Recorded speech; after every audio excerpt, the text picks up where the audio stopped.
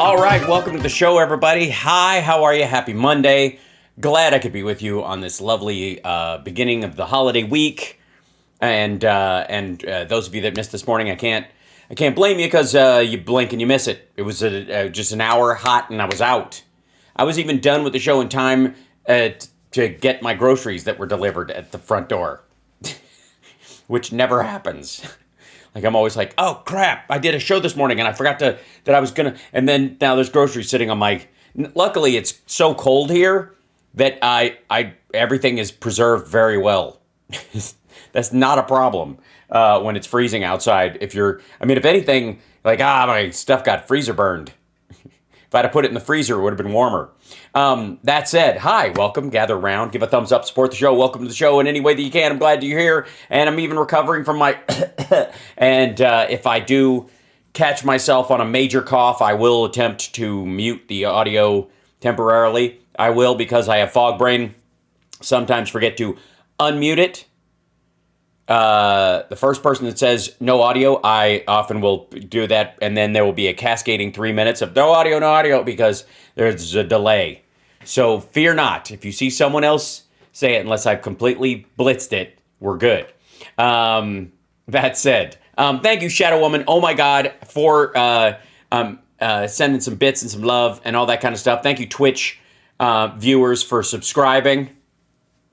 Yeah, I knew you could do it. So much to cover today. I have so many clips. Look at this ridiculousness. I mean, yeah, he's ridiculous. But 1, 2, 3, 4, 5, 6, 7, 8. I'll never get through all of it. It's crazy. And on top of it, crazy Russian music video. Check this shit out for a second.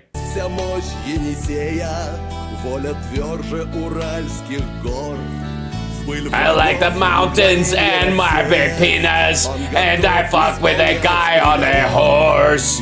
Push the button and kill all the Ukrainians, and then the Polish are next. And we get our guys all singing, and we'll restart the Cold War and kill everyone. Boing, doongy, doongy, de boing. Ruska will be.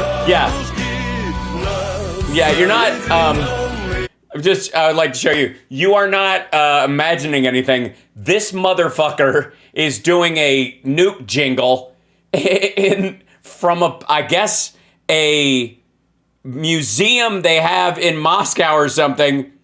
That's aren't our nuclear weapons nifty museum. You know how fucked up that is? Like, we have airplanes, but people involved. You know what I mean? Like, most of the stuff you see, like, you'll see, okay, the tank, this is what our soldiers were in, and it worked really well, and it had some problems, and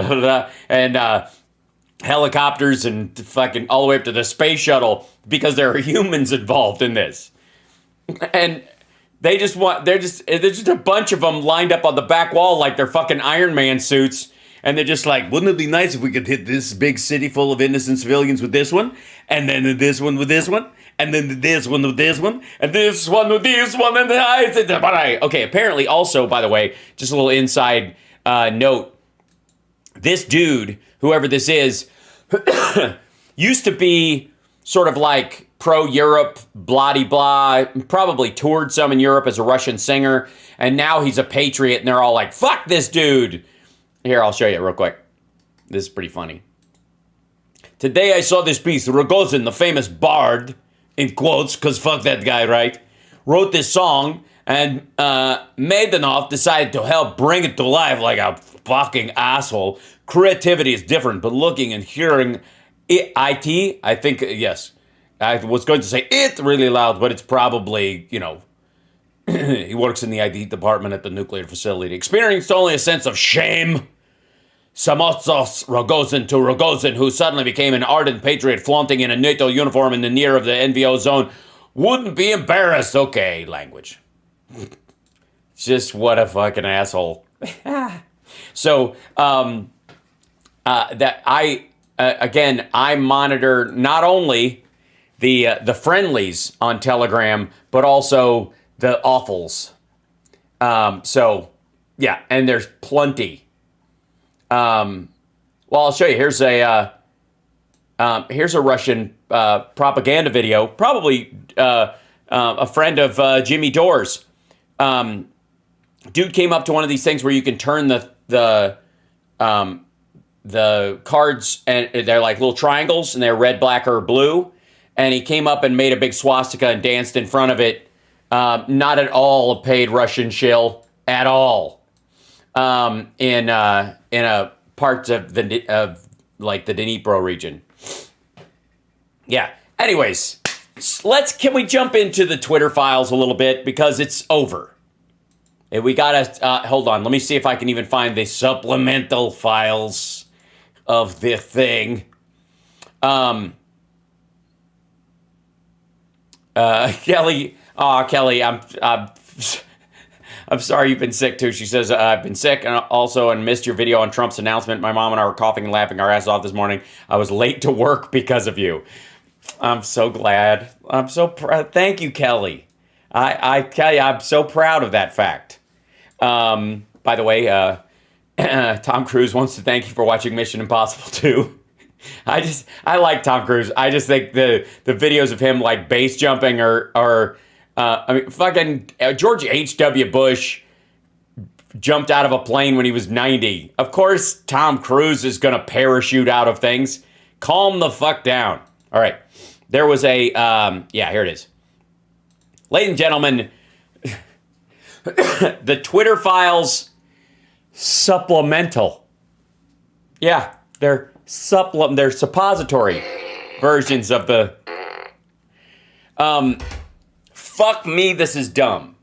If the interesting thing about it, for me, most of all, is that it was going nowhere anyways. And it's almost as if they're like, hey, what can we put on here that will absolutely poke a giant fucking hole in the idea that somehow there was a coordination between Twitter and the FBI to silence Donald Trump. In July 2020, San Francisco FBI agent Elvis Chan, which, awesome, tells Twitter executive Yoel Roth to expect written questions from the Foreign Influence Task Force, the interagency group that deals with cyber threats. I believe FITF would like a response ahead of our meeting the week of August 10th. It can be a written response, or we can set up a phone call, whatever is easiest for you. I think we could tell from the nature of the questions that there was quite a bit of discussion at the USIC to get clarifications from your company. Let me know how you would like to proceed. Thanks. Obviously, an iron grip. The hand in fucking glove. The questionnaire authors seem displeased with Twitter for implying in a July 20th DHS ODNI FBI industry briefing that you indicated you had not observed much recent activity from official propaganda actors on your platform. Now keep in mind, the fucking CCP and the Russians and everybody on their legit propaganda outlets were like, they were saying a ton of shit. They always are. During the 10 July 2020 working group meeting on election security, you indicated that you had not observed much recent activity from the official propaganda actors on your platform. To make sure we understand the state media online landscape as much as possible, we hope you would be able to answer some questions about your analysis and conclusions. For context, other sources we are aware of seems in contrast with our own analysis, and we documented it at the time of our discussion. We would appreciate any other information you are willing to provide about your recent conclusions. So on. In what ways, and by what measures do you see official propaganda actors as less active than other groups on your platform? What groups are you comparing to official propaganda actors? What official propaganda actors did you include in your analysis? How do you differentiate official propaganda actions from foreign state actors, and what is reasoning? And what is the reasoning to make that distinction? In which bucket do you place, for example, outlets such as Abruptly or In the Now, which are part of the state media apparatus, but which seek to obscure that link by using different branding? Are they included in your analysis? What quantitative metrics do you use to, this is just violence, do you use to judge volume of activity on your platform? On what scale, and can you provide these metrics? What relative weight do you give each metric when judging volume of activity? I swear to God, I don't know how any of these Twitter executives slept at night. They must have just felt like there was a a red dot on their forehead every time they started going into their dreamy dreams? What quantitative measures did you use to inform judgments about activity, including the volume of activity on your platform? How do you limit the scope of your analysis of the domestic scam, foreign state, official propaganda, and white supremacist actors, i.e. date range, language, location, topic, etc. References: Oxford Internet Institute, University of Oxford, COVID-19 news and information from state-backed outlets targeting French, German, and Spanish-speaking social media users, blah, blah, blah. Okay, by the way, a lot of these questions are in coordination with other countries, and that's why the EU is so pissed. What the fuck do they think this is? How does anyone look at this and think this is like the US government leveraging this fucking company? One would think that would be good news. The agencies seem to feel otherwise. Yes, because they're concerned that you don't realize that these fake private companies are official propaganda actors for Russia and China and fucking MBS. I think they might think things are handled, and then they get you saying something stupid like that, and they're like, oh, wait a minute. These guys have no idea what the fuck they're talking about. Chan underscored this. There was quite a bit of discussion within the USIC to get clarification from your company. Oh, dear God. Quite a bit of discussion. Oh, someone get a fire extinguisher. What the fuck? It's the government. Of course the government discusses things, you fucking tool. The task force demanded to know how Twitter came to its unpopular conclusion. It's not a fucking popularity contest. It doesn't jibe with reality. Oddly, it included a bibliography of public sources, including a Wall Street Journal article attesting to the prevalence of foreign threats, as if to show Twitter they got it wrong. They did get it wrong. And even then, they're like, you may not have it wrong. You just may be using different assessment metrics than we are. And story for weeks, dude had to flee his house. They think he's a pedophile. They're like, there's all kinds of like, he's getting death threats and shit. They were banning about Trump shitting on him from that New York Post article. Like, and then all of a sudden, he's the one pushing back on this shit. And apparently, he has no problem. Here you go. The questions we received are attached. I'm frankly perplexed by the requests here, which seem more like something we'd get from a congressional committee than the Bureau. There's a big discussion to be had about state-controlled media, which will be impacted by the label launch later this month. But I'm not particularly comfortable with the Bureau, and by extension the IC, demanding written answers here. What's your perspective on how best to navigate? Thanks, Yol. He's talking to the team. This is before they had that, this is state media. And they were interacting with the intelligence community, with the intelligence community. And, I froze. Did I froze? All right. Don't mess with me. I'm not muted. Audio's going out here. It's happening elsewhere. I'm being attacked. It's a Twitch thing? Okay. You should subscribe everywhere. I'm just saying. All right. So, he added he was not, quote, comfortable with, okay, we just saw this. The idea that the FBI acting as a conduit for the intelligence community is interesting, given that many agencies are barred from domestic operations. Okay, fuckhead. They're talking about foreign influence campaigns. That's why the FBI was doing the contacting, you shit. What aggravates me the most about this is this kind of like horseshit, childish naivete.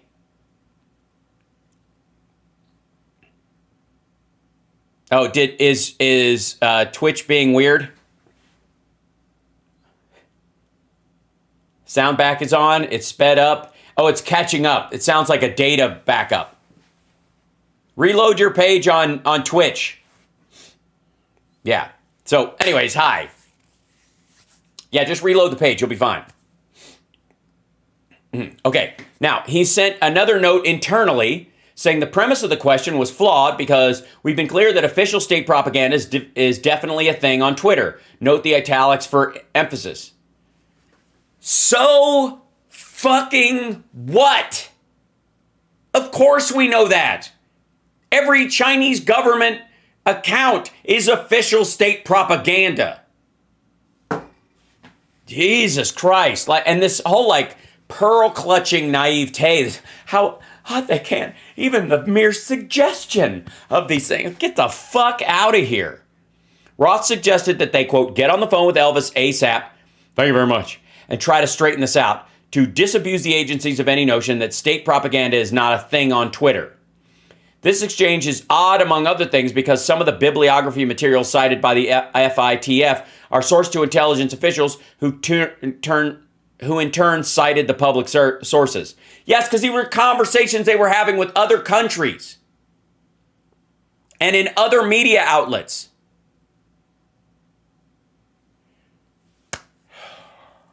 Oh, God, this is dumb. The FBI responded to Friday's report by saying it regularly engages with private sector entities to provide information specific to identified foreign malign influence activities, subversive, undeclared, covert, or criminal activities. This is true. That may be true. It is true, you shit.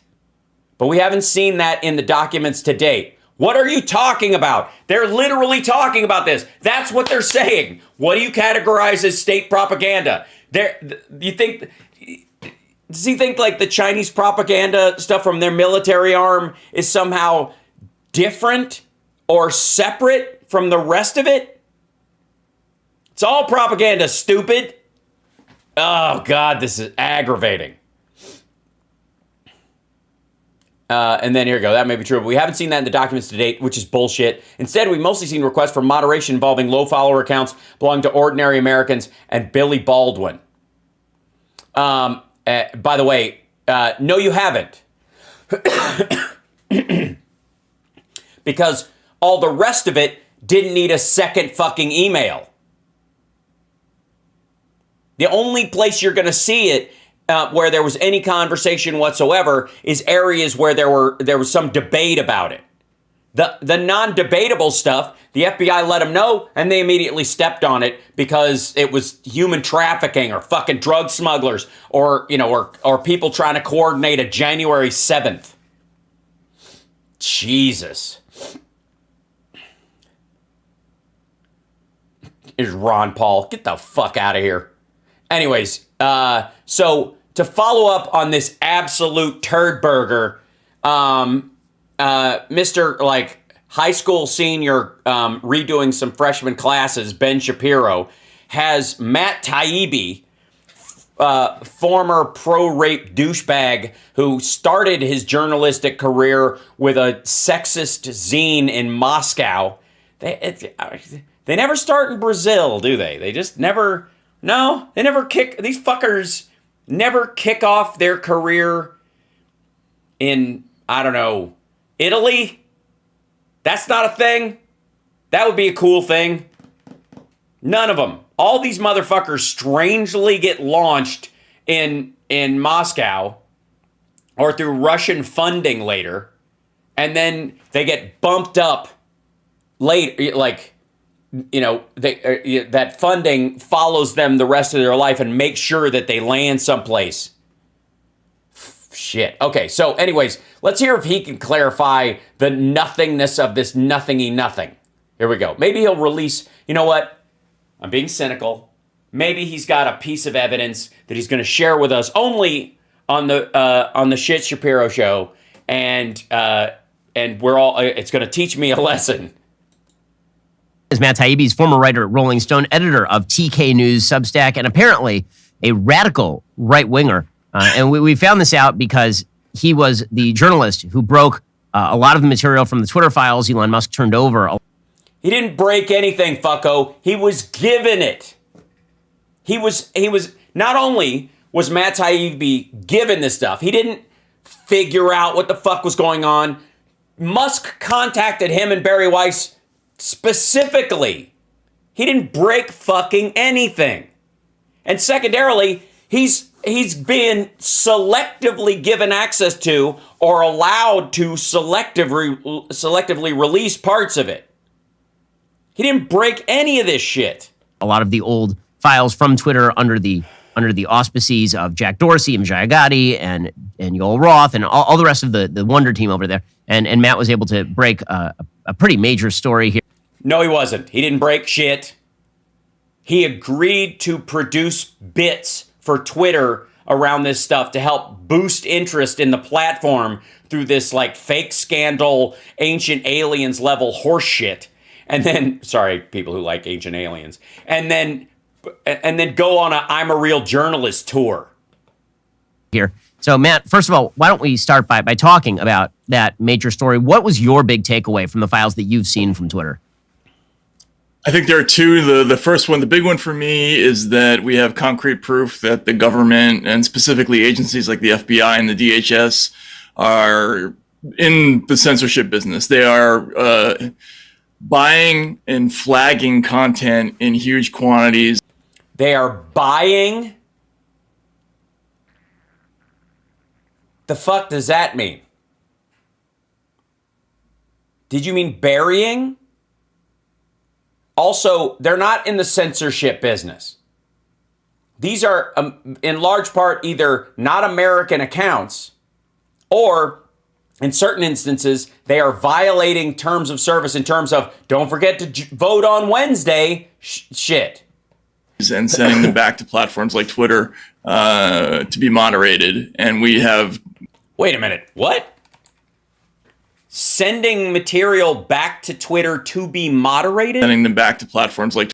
Hold on, wait. I don't even know what the fuck that means. In the censorship business. They are buying and flagging content in huge quantities and sending them back to platforms like Twitter to be moderated. And we have absolute proof of that. No, you don't. Documentary proof. The other thing is the Barry Weiss revelations about shadow banning. I think people had suspicions about that, but we now know that they not only do it, but they have an extraordinarily intricate system that allows them to either limit someone's visibility all the way to zero or amplify it as much as they want. So what you're seeing... Yeah, it's a social media platform that's privately owned. We've known this for a long time. And by the way, notice how everybody that he sources in this visibility filtering issue, all of them have multiple TOS violations. The people who are being quote unquote shadow banned, it is not a giant conspiracy to shadow ban them. And it is not somehow unfair that they are being shadow banned. As a matter of fact, the opposite is true. These motherfuckers get to violate the terms of service over and over and over again and not get kicked off the way the rest of us would because they're bigger known accounts. So what they do is remember when Twitter introduced block or mute? Remember that? That's exactly what you're seeing, just on a major scale, like on the scale of the actual platform. If you block somebody, they know they've been blocked. They can react to you blocking them. They can take steps to say that they were blocked and all this kind of stuff. And it becomes a big thing. But if you just mute some fucker, you don't have to hear from them anymore. Why would it be that users would have a different set of tools necessarily than the actual people who run the fucking company? They put them on mute. They let them stay on the fucking platform talking to their followers, but they don't get to use all the other sources of stuff. Not because they're being shadow banned because of their political beliefs, but because somebody there is too fucking afraid or too in their pocket or too on their side to kick them off when they violate the terms of service like the rest of us would have happen to us. Motherfucker, this is dumb. On social media is really a heavily distorted version of reality. Social media is not a fucking version of reality at all. It never will be. But that's, of course, grown-up thinking. So, Matt, you reported on some... Yeah, I love it when he goes full Porky Pig. Some of the places that were being shadow banned, obviously, it was Twitter saying they weren't shadow banning. They were kind of using the Dr. Fauci gain of function distinction without a distinction routine. They were saying... Fuck you. Well, shadow banning is really when you just tweet out there, but nobody can see it. But it's not shadow banning if we just tremendously reduce your reach and make it nearly impossible for All of these people had every reason to be kicked off the platform and permanently banned, and they were allowed to stay on. Fuck you. anybody to see you, which, of course, is what we all mean when Including Trump. we say shadow I would argue, especially Trump. banning. And then you got the usual routine from the journalistic outlets. And this is the part that really was astonishing to me. So there was obviously the revelation that everything we had suspected about Twitter was true, that they were just No. discriminating against certain content, against No, they weren't. Matt is only sharing content that shores up the right-wing side of the argument while tacitly saying things like, obviously both sides made requests and both sides had their requests honored, but he only shows the ones that are from the either the Democratic side of the aisle or what would be like liberal or progressive ideas getting, their day. Everybody else, if a right-winger or the Trump administration, which, by the way, was a sitting government entity at the time, unlike the Biden campaign, asked to get something bumped off, they got their request met as well, but he doesn't show that. He didn't show the Slack conversation. He doesn't show the actual stuff that got, kicked off. He doesn't show the list of accounts that they asked to get rid of. None of it. and certain content creators. I mean, I just noticed that since Elon Musk took over, I gained 1 million followers in about 1 month after Elon Musk took over, which means that, the account. Yeah, that everybody who left came back. It fucked Truth Social and Parler and Gab and all these. Yeah. There was no magic switch. Also, prove to me they weren't bots. Had to be actively suppressed. There's no other reason why I'd get him. I wasn't that great this month on Twitter. So, something happened. But, By the way, I can interrupt you. You had a case in what they call SIP-PES, which is the Supreme Court of moderation. I actually saw your page. I may be breaking news here, but I saw the Ben Shapiro page. They actually decided in that case not to slam you, but for sure you were being discussed. yeah.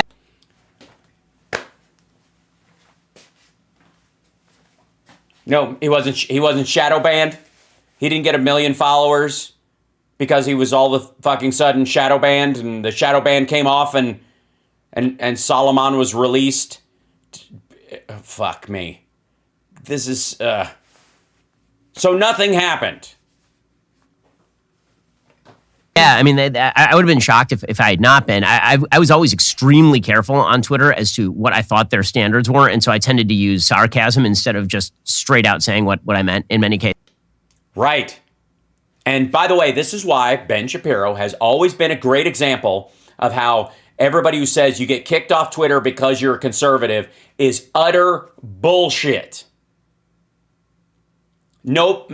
Everything he says is in line with every other talking point you've ever seen from the right. There's no originality in Ben Shapiro's Twitter feed, except for the fact that he doesn't outright call for the death of people, or he doesn't denigrate, he doesn't pull a Steven Crowder and go like early 90s shock jock just for the fuck of getting clickbait. That's the only thing. Cases. So instead of getting banned for saying that a man is a man and a woman is a woman, I would say that a man who said that he was a woman was in fact the most womanly woman that had ever woman. And so that was my sort of end around to get around the Twitter rules while the tyranny was in place. But The tyranny. The tyranny. Oh, God. The tyranny. what was really astonishing is after you broke all this material, you would imagine. He didn't break anything.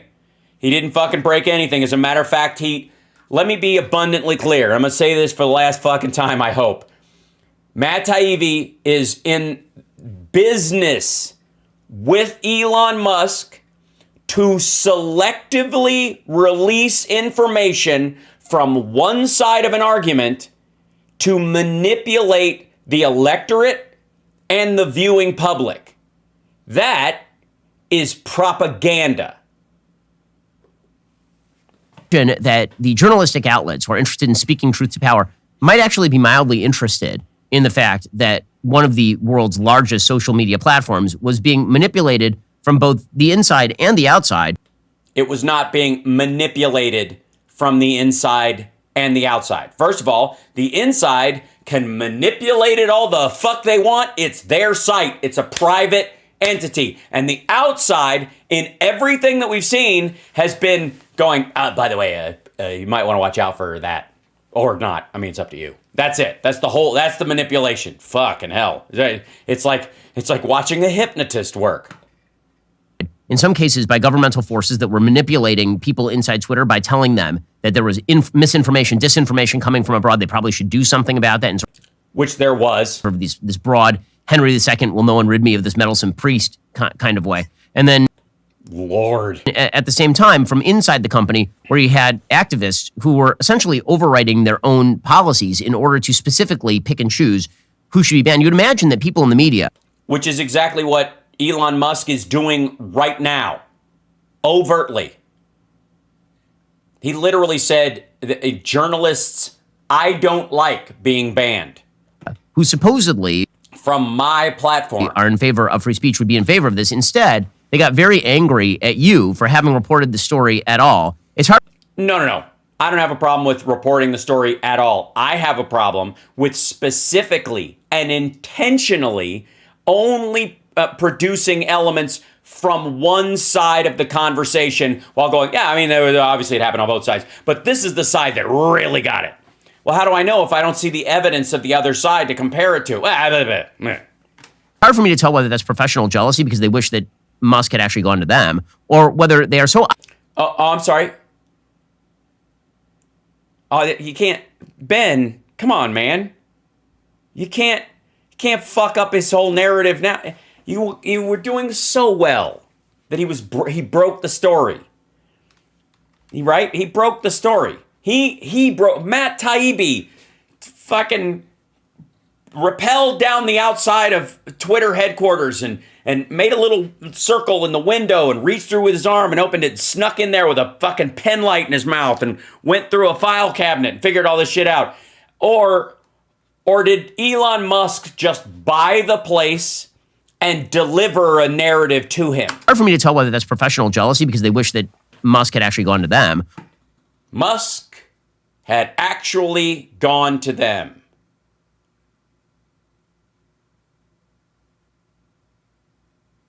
You do realize you're talking about propaganda, right? I said this is the last time I was gonna say it, but that's what this is. Imagine it's not Twitter. Imagine the new CEO of British Petroleum goes to Matt Taibbi and says, the last guy that ran this place was a fucking asshole, but I'm running it special.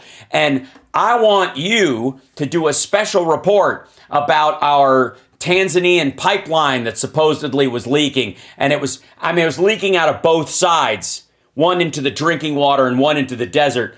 I want you to do an article about how it just leaked into the desert and it was no big fucking deal.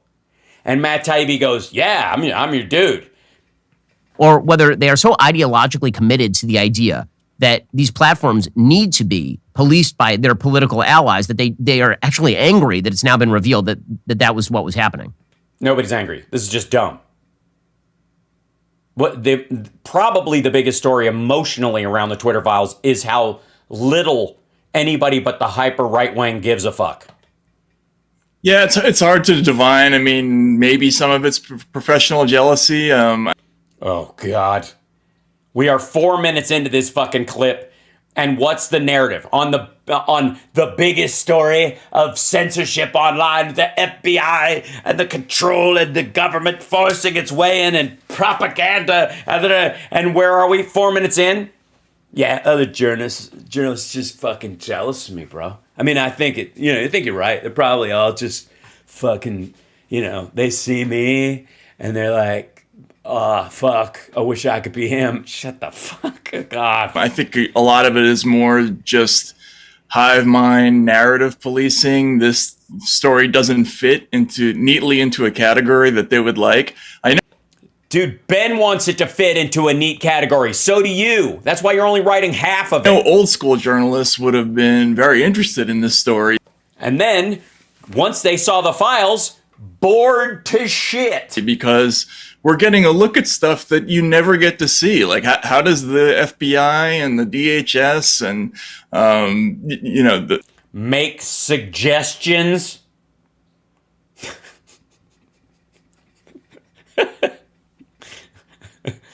So do they use the word may, or do they say should, or do they suggest? How many conversations were had? The CISA and all these other agencies that operate behind the scenes, what are they really doing in their communications with companies like Twitter?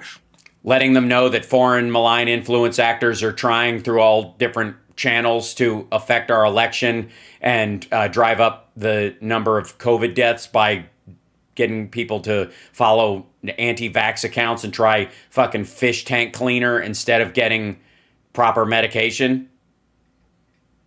You know, shit that actually saves lives. We're getting a first-hand look at that in a way that you would never get to see. Yes, it's amazing.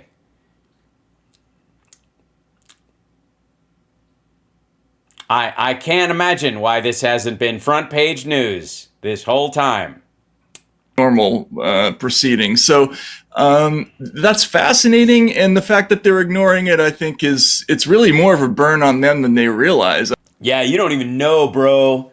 You don't even know like how fucking I got this, and you don't even know how hot this is. And the fact that they don't give a shit and that it's a big nothing burger is really like, it's going to come back to haunt them. And, you know, it's going to be like, they're going to turn around and there's going to be a big nothing burger right behind them. Then what are they going to do? Like just walk through it because it's an imaginary scandal that I just made up? I guess they would. I mean, I think the rest of the country sees that and just laughs, mostly. Yes, I gotta laugh. I got it. We're all laughing. We're just laughing at the mainstream media for not following this amazing story that Matt broke by having a billionaire tell him what to fucking type. Yeah, I mean, one of the things that I think is so amazing here is testosterone. No, that's not it. Is, again, members of the media who started attacking you as right wing. Dude, he copped to it on fucking Rubin's report, asshole. He's not left wing. By the way, being specifically against certain military actions or against certain corporate actions in American history does not define you as on the left or the right. So going off after BP for an oil spill or going after fucking Dick Cheney for lying about yellow cake is not a left or a right wing. It does not define you in terms of your principles at all. The problem is that there are a bunch of people who thought that Matt Taibbi, because he was, anti-Dick Cheney and George W. Bush, was somehow left-leaning as anti-war, when in reality, he's just rooting for other people. It's like Jimmy Dore's anti-war because he wants Russia to win. For having the temerity to report what was exclusive material that was given to you, which is...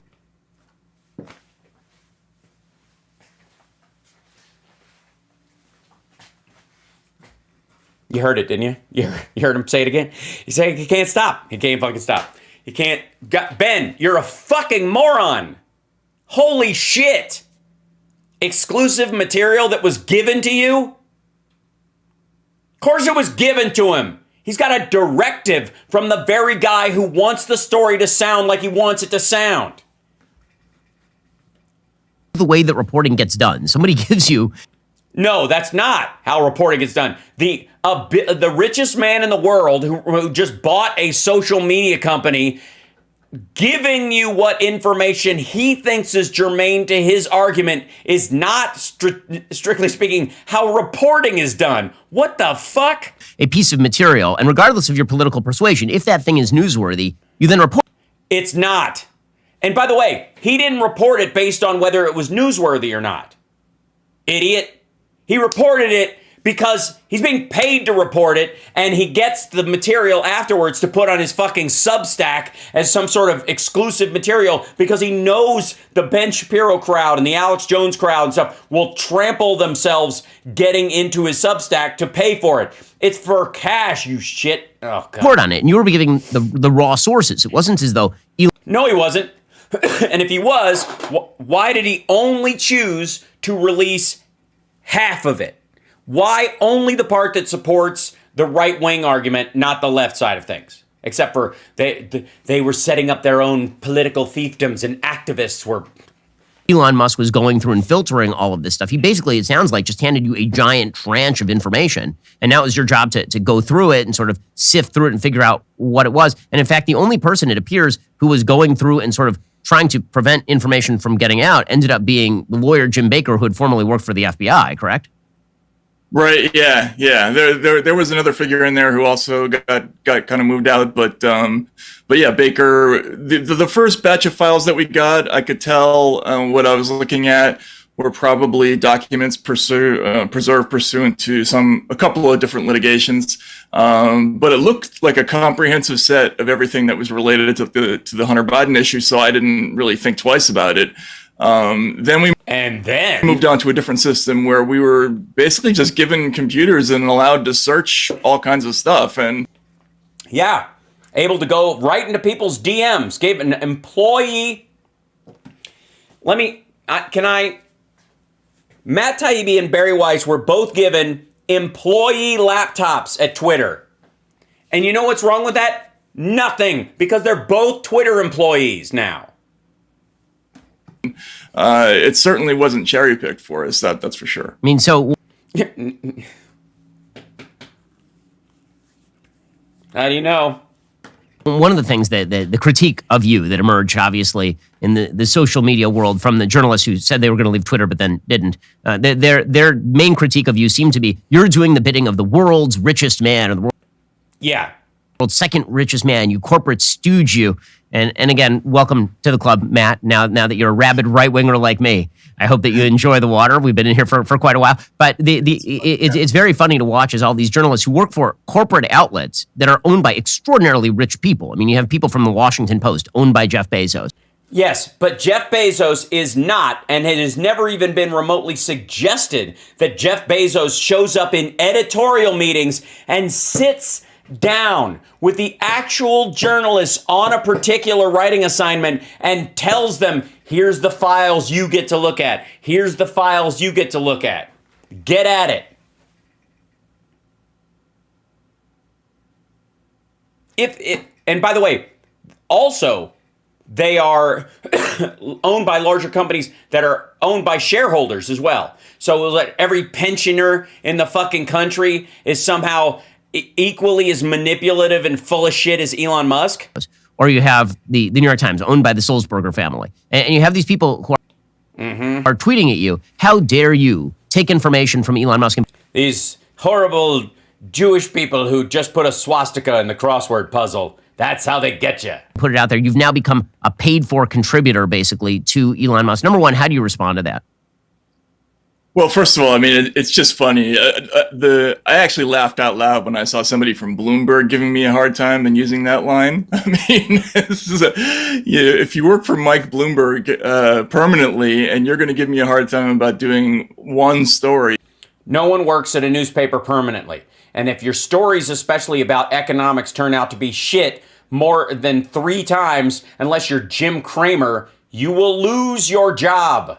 For, in conjunction with Elon Musk, that's just laughable. But as journalists, we don't care where the material comes from. As long as it's true, we can verify its authenticity and we can verify that it's newsworthy. I also, I happen to think that Elon Musk's motives in this particular instance are genuine. I haven't had any evidence to the contrary. I mean, he seems genuinely interested in transparency. He seems to have a genuine distaste for his checks genuinely clear. Certain kinds of internet censorship, and I think that's probably where this is coming from. It's exactly where it's coming from, fucko. That's why you have to question the material and the access at which time you got it and from which source.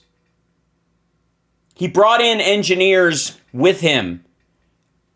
Do you have any reason to believe that you have enough technical acumen with your fucking employee laptop to go anywhere but where he wants you to go? So, until I see otherwise, You're not looking. Matt is not looking.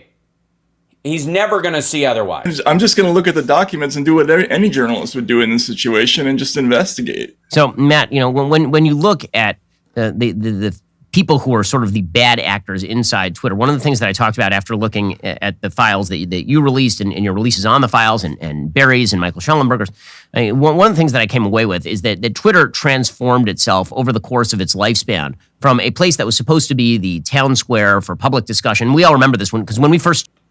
No. Notice how he's dropping that phrase in, the town square idea. This is the public utility concept that people bandy about social media networks. And I have news for you. These are private companies that take up no physical space. You know why the town square is special? Because everybody's taxes pay for it, and it takes up physical fucking space. So your access to it and someone else's access to it needs to be on some level equal, because it exists. You have to traverse it to get from one side of the town square to the other. And if somebody can stand there screaming and gathering a crowd together, and we all got to have a thing about, do you need a permit to be in the town square because people got to actually get to and from work, and there's the lunch place over there and the buildings over there, and people use the town square to sit and have fucking feed the pigeons and snack or fuck off, just like for anything from Central Park to Times Square itself. It's a useful physical space that is cared for, essentially, by taxpayer dollars. All social media empires, no matter how big they are, from fucking Facebook at the largest probably to like fucking Parler on the tail end, take up no physical space out of anyone else's life any more than an office building is. Yes, AM radio is a better example, because AM radio is, and why the fairness doctrine makes sense in AM radio, is because there are only a certain number of frequencies that you can use for your, and if everybody uses the same one, they overlap and nobody can use them. So people rent them from the public, and therefore that standard can be met in theory. But all social media fucking platforms, the servers that they exist on aren't between you and your destination ever. So they're not the town square. Talking about them as if they're the town square and using this analogy for a non-existent virtual space is like saying, I'm sorry I was late to the meeting, but there were too many angels in the way and I kept bumping into them and dropping my project. Started, it was a Wild West. I mean, you could pretty much say anything on there. You can make whatever jokes you want. Nobody... And you could traffic children, and people could post revenge porn. Yeah, it's awful, dumb fuck. And by the way, if you like it better back then, when it got better, why did you continue to stay on and not just open up a fucking Reddit thread or go to goddamn Craigslist? We cared. It was a much more casual place. Now, obviously, we all police each other and we go back 10 years and find the tweets from the Wild West period, and we try to destroy each other. And we do? Man, you got a lot of free time. All of this. But when Twitter first started, it really was sort of the town square mentality. By the way, when it first started, nobody had 10-year-old tweets.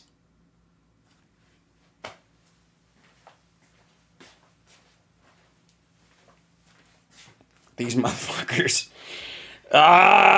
Say whatever you want. It can be as wild as you want it to be. And no, it can't. Still not true. This is like the open borders bullshit. No, it is not. Mind your fucking business. It was mainly what I would characterize as sort of an engineering culture. It's like, how do we engineer the town square? And then over time, it became pretty clear from all of this material that it was not about engineering a town square anymore.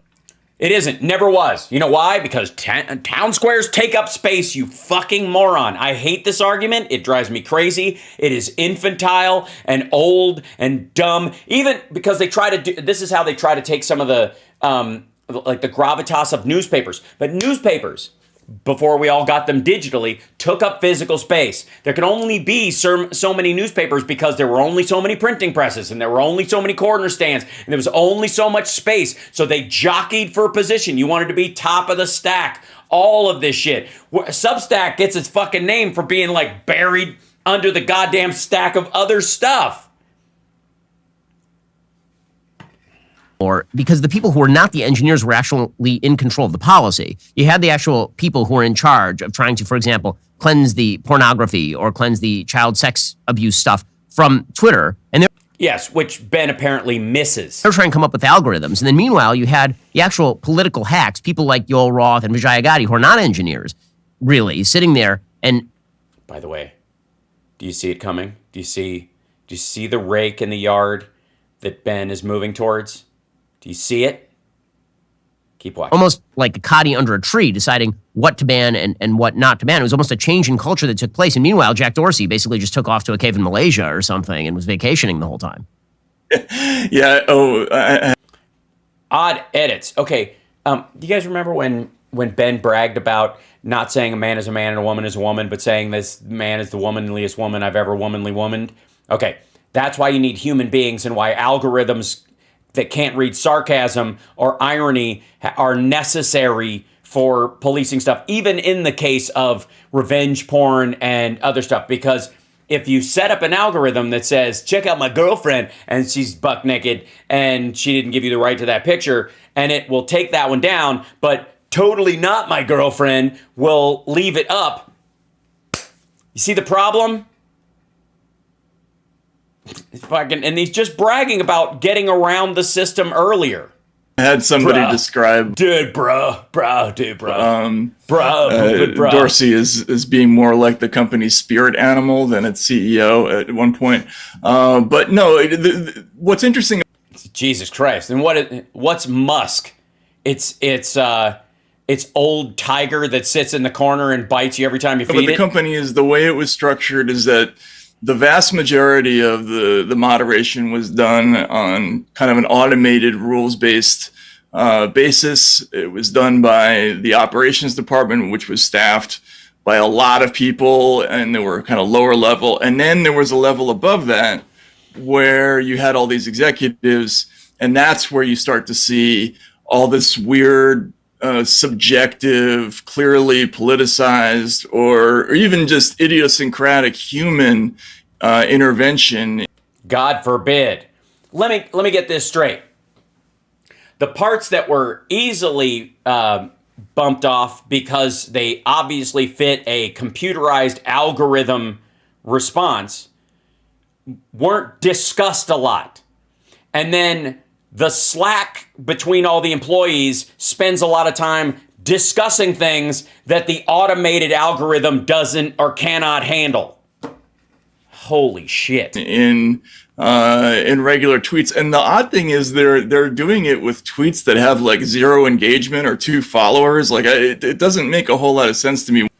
That's because you don't give a shit or see that whether they're bots or not. But the point is the low engagement ones or the low follower count is not necessary for them to get pumped into other people's stuff. If you have 0 followers, you can still wiggle your way into other people's conversations. As a matter of fact, that's how most of the Russian and Chinese bots operate.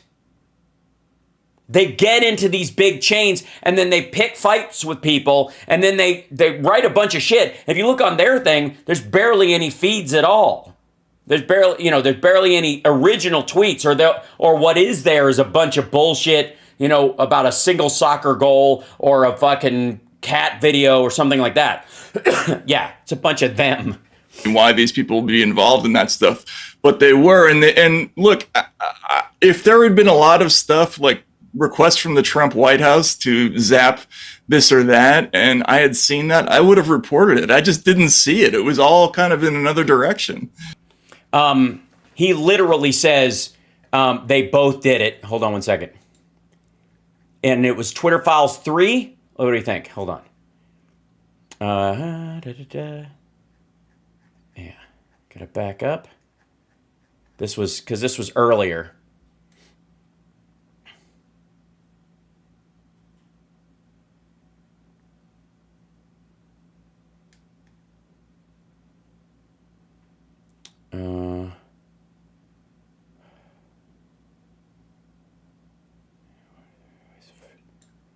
Hold on. It was one of the earliest ones, so I have to scroll back.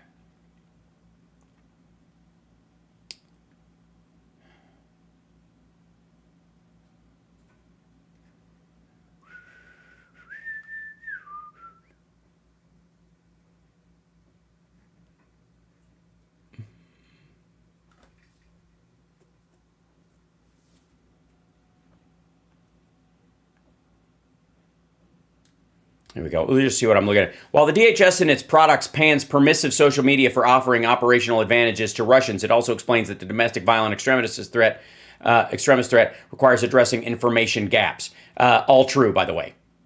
School shooters, people like that. Every other, and here's the other thing too: is you don't get to compare this to the internal conversations of all other social media companies, including, by the way, Parler, Gab, Truth Social. They all have to deal with this shit. They all have to deal with somebody coming on and going, today's the day. All right. Where is he? Yeah, okay. So, okay, is this the early part of it? Let's see if I can scroll back to the top of this.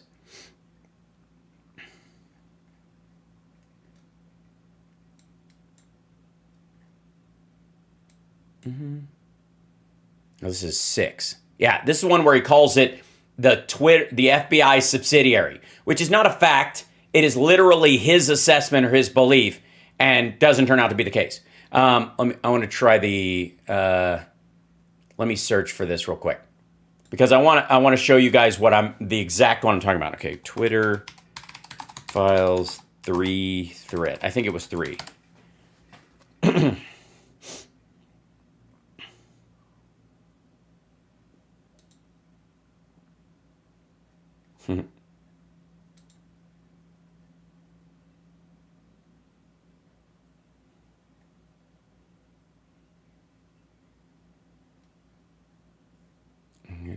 Hold on one second. Let's see. I gotta scroll down this. Hold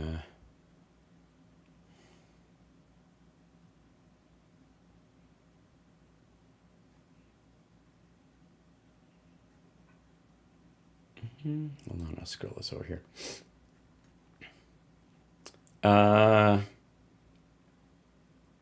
This is part 1.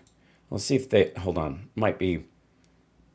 Via erosion of standards, first installment, whatever your opinion, decision moved Trump that day, blah, blah, blah. As soon as banished Trump, Twitter execs started processing a new power they had to deal with, blah, blah, blah. Executive removed Trump in part because of what they called context surrounding, because he'd been allowed to stay on. Anyways.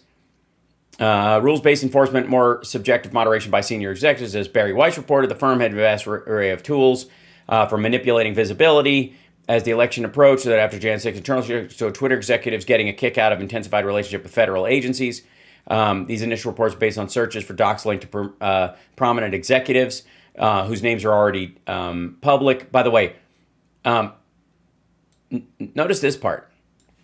These initial reports are based on searches for docs linked to prominent executives, meaning that they are self-selecting information out specifically around Yoel Roth and others. In this process. Now, let me go back to here though, because where is it? It's like maybe did he do 3 or 4? Shit, maybe that's what it is. Supplemental 3. Okay, here you go. World Known Story of the Riots of Capitol will show you as revealed erosion. Okay, that was the 4th. Fuck you. Oh, that's they're all on here.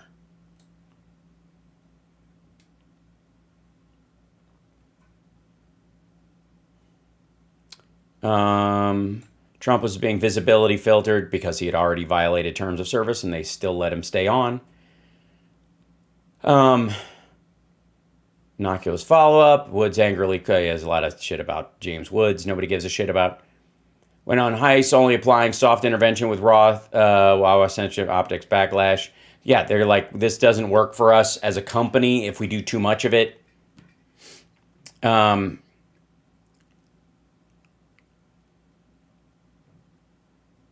It's understandable. Lasting steal our votes. Again, unintentionally humorous former Eric Holder claiming U.S. Postal Service was deliberately crippled, ostensibly by the Trump administration. He was initially hit with a generic warning label, but was quickly taken off by Roth. Yeah, because of literally the guy was destroying voting machines.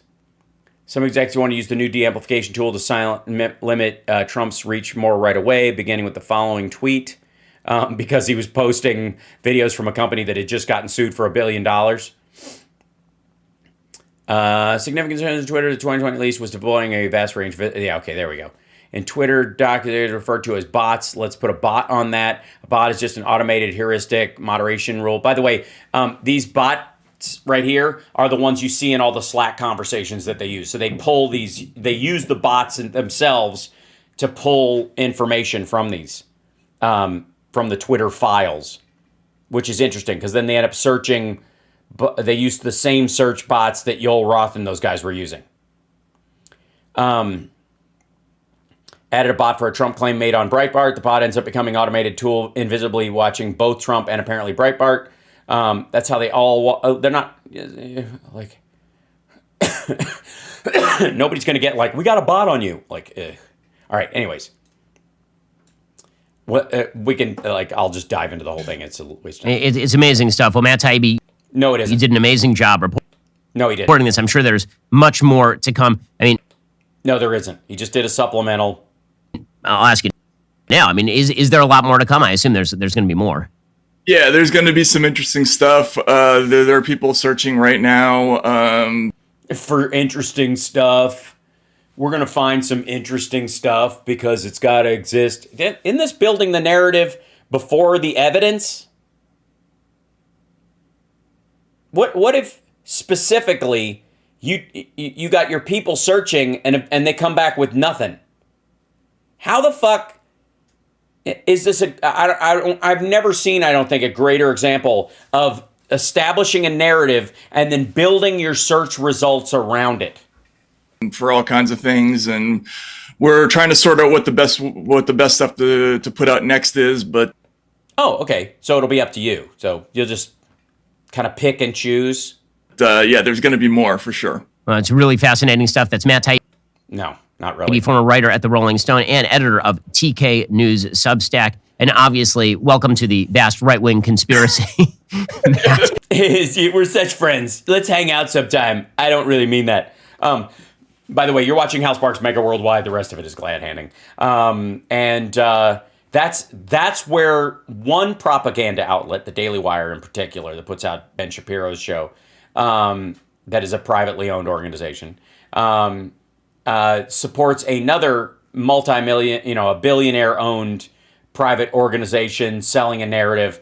And if you think of what we just watched with Ben Shapiro and Matt Taibbi as a discussion between an oil contractor that builds the actual pumps and the PR executive who is on a push to stop communities from complaining about the toxicity of their water supply. And so the BP guy hires Matt Taibbi in this case to write articles about how you can bathe in oil, and it's all positive, no negative, the value of this material, and then sends him on his buddy's show, who is owned and operated, by one of the contractors that he works with, to help push this idea further because they're all in the same business. One is great. Yeah, it's God, dude, it's great. Now, I need a dummy break after this one. I need a dumb break. And ladies and gentlemen, the man who never ceases to amaze with his lack of reading comprehension skills. And you guys know, this is a short one. This is only 3 minutes long. I don't know why. I guess Dan Bongholio's understanding of things can only survive 3 minutes of scrutiny. But in this particular case, you can tell why this one piqued my interest. Former Intel analyst warns the U.S. is beginning to turn into Chinese surveillance state. I would presume it would be a Chinese surveillance state or a Chinese-like surveillance state, but they just left the A out to make you think that it was actually written by a CCP bot, I guess. All right, here we go. This is Bongholio letting us know how America is basically China now. Because, let me guess, we used to have lockdowns. Oh, God.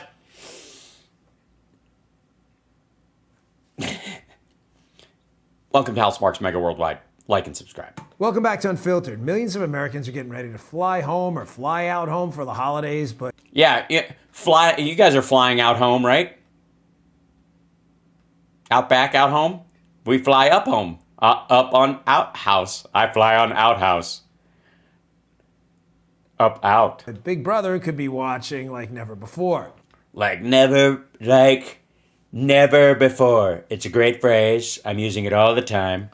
The TSA is rolling out new facial recognition software for travelers at 16 U.S. airports.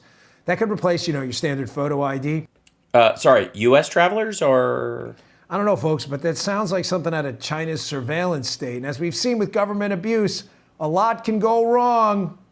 I'm willing to take that chance. Joining me now is Fox News contributor and former U.S. Army intel analyst, Brett Vilikovich. Brett. Let me guess, they're in the international terminals because of people coming in from other countries.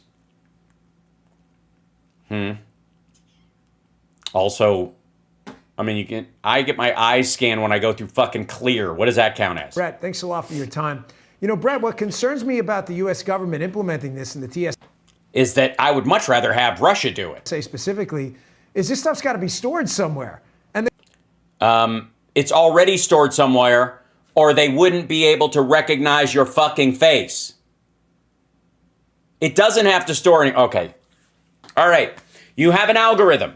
Its entire job is to look for, I don't know, international criminal turd Dan Bongholio. And it scans faces, and it's got a picture of Bongholio's face, and it's scanning all the faces until it finds or does not find Dan Bongholio in the crowd of people. Now, does this computer have to store any of the other faces? No, because its entire purpose is to singularly look for the people on the bad guy list. That's actually how you get away from the Chinese system, which doesn't look for anybody in particular, just scans everybody. the government has shown no ability, the IRS leaks, the OPM leaks, at all to secure people's information. No. They don't have to have your information. Again, if two cops are sitting on a corner looking for a robbery suspect that is constantly harassing and beating local people in this one particular neighborhood, so they increase the number of patrols in an area, and the guy's very specific. He's 6'2", big orange mustache, wears overalls, and they got a picture of him. Are they holding that picture up at every woman with a stroller or black dude or Jewish dude or whatever, like who's coming through? Are they walking up and going, "Hey, can I get your ID real quick? I'm just making sure you're not this guy with the giant. I'm making sure you're not Yosemite Sam." And yeah, I'll give you it right there. I'm just going to scan it and keep it forever. So you live around here? There you go. It's fucking idiotic. No less facial recognition. Yeah, exactly. So much. Yeah, exactly, bruh. It's bruh.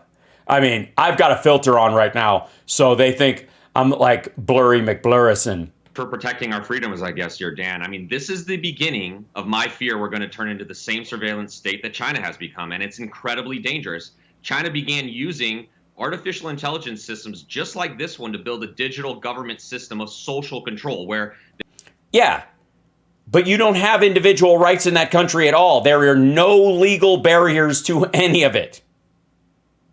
Do you realize that the Congress would have to allocate funding for storage facilities for facial scan and recognition software that they would have to keep? Or, I got news for you, or they'd have to buy it from a private company that's doing it anyways.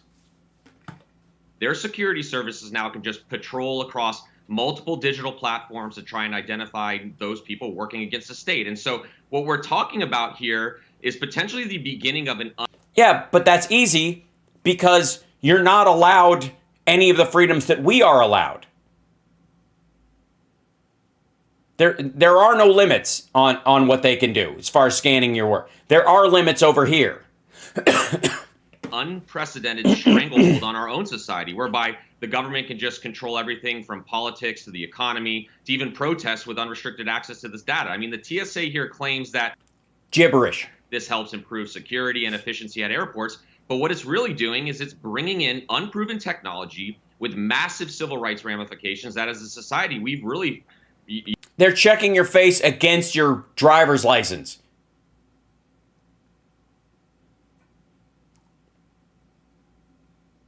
They don't have to store it even for it to work. the driver's license itself. All right, never mind. Yet to fully understand. I mean, it's not just about security. Dan, you know that the airlines, they already share a massive amount of information and data with the government on who's traveling, where they're traveling, when. So why do we...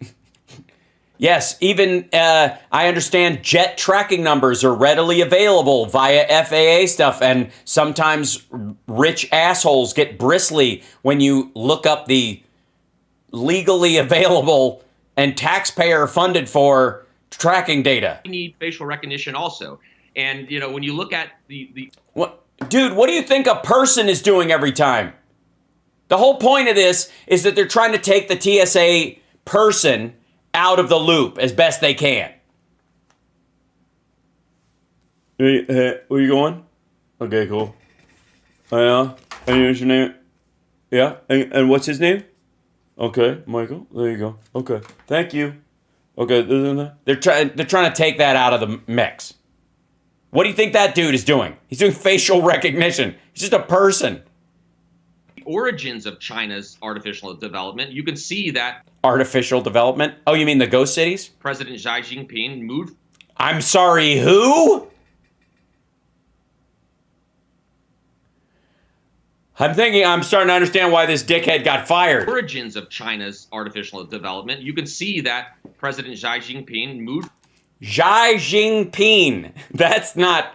That's amazing. That is singularly the worst pronunciation of Xi Jinping I've ever heard. That still stays in the ballpark. Without somebody going, you know, what's his name? Wang Fuyang? What the shit? Origins of China's artificial development, you can see that President Xi Jinping moved forward with this belief that whoever controls AI controls the entire world. And so, yeah, and he's been brilliant on everything else so far. China has said the exact same thing initially that the TSA is saying here, defending AI by claiming it's about bringing some more freedom. Also, what? Wait a minute. This isn't AI. Like, facial recognition software is not artificial intelligence. It is like comparative image software. It's pretty basic. China is the TSA, more right? citizens, but in China so far, all that AI has done is brought more control. Yeah, except for, you know, with Foxconn, they all broke out and that kind of stuff, and where it fails because half their cameras don't work and their transistors, never mind. Yeah, Brett, just a quick response as I'm running out of time, but the TSA's already screwed up things like the, you know, with the FBI, you know, the don't fly list. I mean, so the potential for a... You mean the no-fly list? That means you're not allowed to fly, as opposed to the don't-fly list, which is like, I don't recommend it. I had a nightmare last night that your plane was going to crash. You know, confusion here with the technology is pretty vast. Just a quick thought on that. I don't even know what you said. Say that again? Screwed up things like the... Hold on. Yeah, Brett, just a quick response as I'm running out of time, but the TSA's already screwed up things like the, you know, with the FBI, you know, the don't fly list. I mean, so the potential for a, you know, confusion here with the technology is pretty vast. Just a quick thought on that. I don't know what the fuck. That was amazing. Congratulations, Bongholio. Some of the dumbest shit you've ever said. I've seen Steven Seagal dialogue that makes more sense. Well, just think about the security implications, right? The TSA claims all its databases are encrypted to reduce this hacking risk. But from my experience, anytime big data gets collected somewhere, it can be stolen. We can change our credit cards and we can change our licenses, but you only get one face, Dan. And if you remember in 2019, No, you don't. Please don't say that to Kimberly Guilfoyle. Department of Homeland Security disclosed that photos of travelers, Anybody seen Richie? they were taken in a data breach, which was accessed through the networks of one of its subcontractors that was storing this facial recognition data. So we haven't even explored yet the full ethics of all this. You know, we are pushing the... By the way, that's not the ethics of it. If there's any ethics to it, it's the ethics of spending properly on security for this kind of stuff. The fact that they have it, look, anything that can be stolen will be stolen at some point. That does not mean that the having of the thing that can be stolen is intrinsically unethical or bad in any sense. That's stupid. I can have pants, and I can have my pants stolen. This is not a an ethical question of the value of pants. Honey, where are my pants? Boundaries of that right now. I just hope that the TSA knows what they're doing with this data and there's no misuse involved. No misuse involved. What is this? Does Dan Bongholio just have like a 3-minute paranoid segment? Me too. Whoa, me too. Totally, bruh. Brett Vilikovich, thanks a lot for your time. We appreciate it. Yeah. And next time, you got some Vaseline on your lens and stuff. Is that from the Kari Lake connection? Do we still have our camera set up for Kari Lake? That's my bad. We'll fix it next time. Thanks, Dan. Hey, Sean Hannity. Oh, God. Just this weird idea that, like, when Trump's in charge, they're not worried about any of this shit. When George W. Bush is in charge, they're not worried about any of this shit. The minute Democrats get in charge, everything is fucking FEMA camps and, Jade Helm. They're going to use all this information to control you. Like,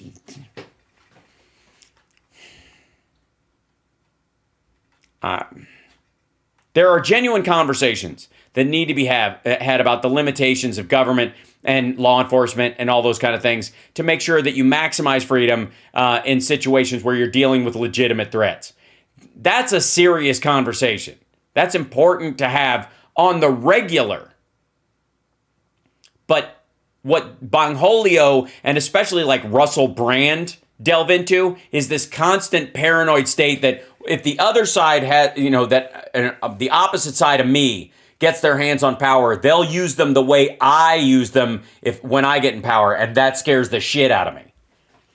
Again, look no further than Elon Musk, kicking reporters off, literally shadow banning people, and then, saying that the other side did it unfairly when there's no evidence that they did. As a matter of fact, like I said, that all the people that were, including Dan Bongholio, were bitching about being quote-unquote shadow banned should have been kicked off for a violation of terms of service years ago, like any of us plebes would have been, but they managed because they were aligned with Fox News or whatever the fuck to stay on. Now, join me, will you, on a trip to a place where none of us need to go, the Talking Points USA gathering down wherever the fuck, and Mike Pillow showing up to let everybody know the state of getting to the bottom of voter integrity. See, it's not really, I have to say, it's not really about fraud or any of that stuff. He has to get to the bottom of, it's the voter. It's your own personal, did you vote? Then you're the problem. It's this voter integrity, not vote integrity. That would be a totally different thing. Voter integrity. Now, that might be a typo, or they might be stupid, or all of the above. Let's find out. Tell us about your travails. Why it's hard enough keeping the country. It's hard enough standing here next to you and talking to you and laughing in your fucking face the way I do when you're on the show. But at least in those situations, you're in a little window and you can't see me snickering. Company going forward because they've shut you out everywhere. Right. People have to understand. They took him out of Walmart. The Walmart guy. No, they didn't. No one took him out of Walmart. Walmart dropped him because he was a fucking asshole. He was bad for business. There's no they. Walmart can do whatever the fuck they want. Guys are the most maniacal in the world. For every square inch of Walmart is mathematically about how much money can be made. Right. And they decided this is losing us money. The Pillow was the number one. They took it out of Walmart. They took it out of Bed Bath & Beyond. It was before all this shit started. And then it wasn't because all this shit started. Took it out of all big box. They even canceled you from the home shopping networks where you. Oh, dear God. And you as an American have a right to be on the home shopping network. Really got your start. Yeah, right. These fucking commies drive me crazy. The entitlement. Jesus Christ. You know how often these assholes use the phrase entitlement to talk about Social Security, which is an insurance program everybody pays into, and these motherfuckers think they deserve shelf space at Walmart and a free slot on fucking home shopping network? Get the fuck out of here. Right. So with all the time you got to spend on the company, right, and going and fighting the machines, everything you're doing for voter integrity, how are you going to have time to step in and turn around the RNC? Well, What do you mean? What do you think his day is like, asshole? He doesn't think it will be any different. I've got a great staff at My Pillow, so when they'll call me. 500 of my employees have my direct number. So. Mm-hmm.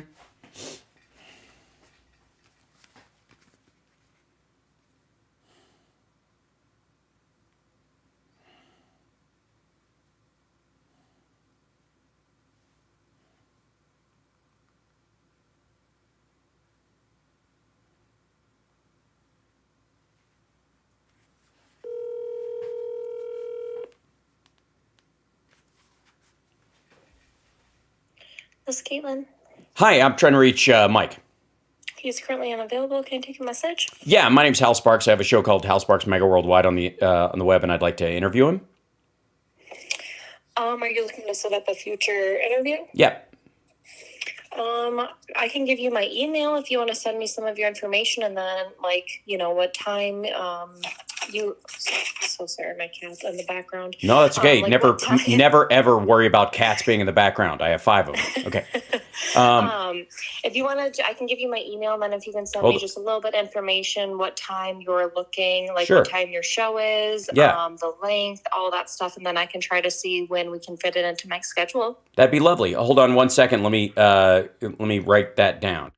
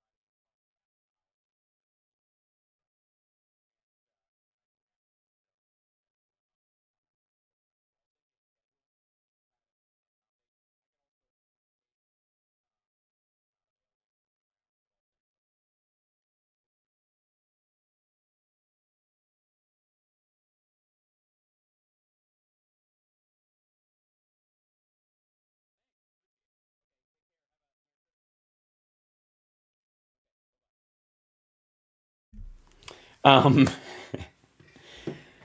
have some questions for Mike, and I think he'll be able to answer them. And I now have that's the first time anybody's picked up. That's amazing. So now 501 people have his phone number.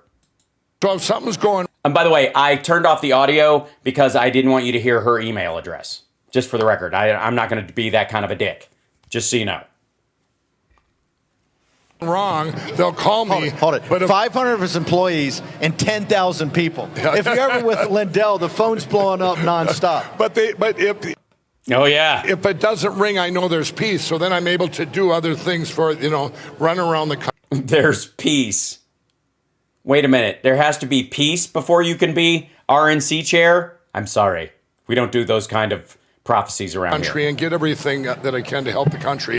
I called Mike Lindell's phone number. Somebody sent me his phone number, and I've been trying to call it, but this is the first time I've gotten through. It's a weird timing thing because it's Midwestern time, I would think, but I guess I got somebody. And right now, the RNC is a big piece where it was blocking. It blocked everything. Every time they abandon something, it seems like I have to pick up the tab anyway. And you've given money. Yeah. Yeah, this is why he basically is a pissed off donor. Oh yeah, over almost 40 million, and they for the country. So look at him. He's like, I didn't get a slice of that. 40 million to the country, but you've also given to the RNC. Oh yeah, you've given money to the RNC. Oh yeah, You're one it of was the bigger disgusting. donors? This was back in 16 and 17. But I would go to their events, help raise money and stuff, and then I'm hearing from big donors going, why are we going to give money more? There's no return on the investment, and not only that. Look, no, you ended up getting the House by a slim margin through redistricting, not because you fucking earned it. And you don't get to pay for fucking politicians to just automatically get the seat. If you're backing politicians that are fucking losers like Donald Trump, you are wasting your money. The RNC is not wasting your money. That when you make promises that you're going to do something in November and December of 2020, that you're going to do something with election integrity, that's a weak word. I call it election crime.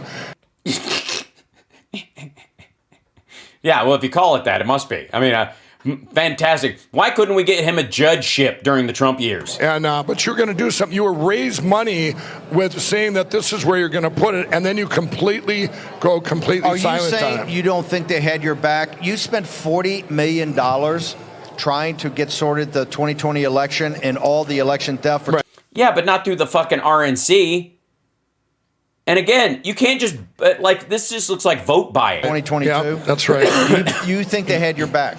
Absolutely not. And they didn't have the country's back. They proved it in Arizona. Here we are in Arizona. And they come down here and they were going to put all this money into what happened here in the midterms. And then as soon as they found out that it was the relief was a new election, they backed out and they headed over to Georgia. Let's head over to Georgia and raise more money and another loss. It's five. It's almost as if, and hang with me on this one. It's almost as if you're a fucking loser. F's in a row. 18 F. Is the rumors true? Are you putting up the money here for Kerry Lake and all of the fights here? Oh my God. She just got, and there is no fucking way Kerry Lake isn't building an addition on her house right now with his money. Wow. No. Look at him on the end. Wow, you're that dumb. You actually think she won? I am. You are. The Lindell Offensive Fund, the Lindell Legal Offense Fund. So. Can we give it up for Mike Let's give it up for Mike Lindell. They were already doing it. They didn't need any help from you. Did Jack Posobiec, did you say yesterday Mike Lindell was crazy about going after the machines, or is that a miscommunication? Is that misinformation? Mike Lindell is not only fighting the worst sleep habits of America and the world, Mike Lindell is fighting the insanity of the machines, the insanity of these elections, the insanity of the same machines, by the way, that they're fighting in Brazil, by the way.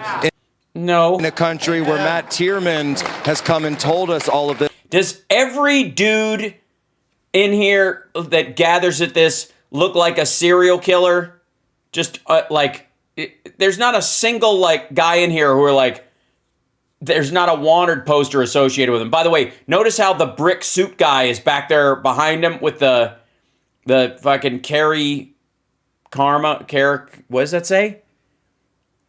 Hi. I can't tell. Anyway, it looks like Kerry related something or other, but he's got his brick wall suit on, but he's got a jacket over it because it's cold in Arizona. This will have Matt Tierman on. You got to get him on his. You gotta wear 9 shirts like fucking bandit. Who supports Bolsonaro? Let's go. Who supports the Christians in Brazil? Yeah. All right. Do you really have to say anything after the Christians? They're gonna chime in. This week could be the big week. Are you totally? And here we are, Mike, in Maricopa County itself. Yeah, exactly. And we're all standing here doing fuck all. And after we're done, we will leave, and nothing will have changed. Cha-ching! Week long. This week is so historical. We're right there. The judge squished it into 10 days, and they'll be done by Friday. So we had to fly in extra lawyers, extra experts, and everything. And but at least he's going to look at it, right? So we got to pray that a judge will finally will finally look at stuff that doesn't prove anything and say it proves that I believe it. The Lord has shown me. Kerry Lake win? Yes or no? Can Kerry Lake win? Hold on one second. Absolutely. Carrie Lake won by a landslide. Did Carrie Lake win? Yeah, she did, man. You tell him, Mike Pillar. Hey, buddy. She won hands down, sucker. You better know it's all right. She's always been a winner in my book. I like the smooth and the chocolatey. Woohoo! I'd be cheering if I was there too. I couldn't get a ticket. They wouldn't let me in. Why did Carrie Lake win? Because losing is the new winning. She won when we told everybody to vote day of, where it's harder for them to cheat. Did that turn out to be shit advice? 59% of the machines. You got to look at your opponent. Are you the evil? They go, okay, we'll fix them. We'll just have all their machines turn them off on the day of November 8th. When I woke up November 8th, they were still able to vote though? And those votes ended up being counted though? Because the things that broke were like 3 tabulation machines in one particular place, and they had 5 of them, and they're 59%, yada, yada. And I guess the other one worked part of the time in the morning. and all these machines were turned off. I'm going, or didn't work. I'm going, this. Turn those machines back on. Sell. This is a miracle because it exposed it. Even Fox. Yes, he thinks it's a miracle anytime someone exposes themselves.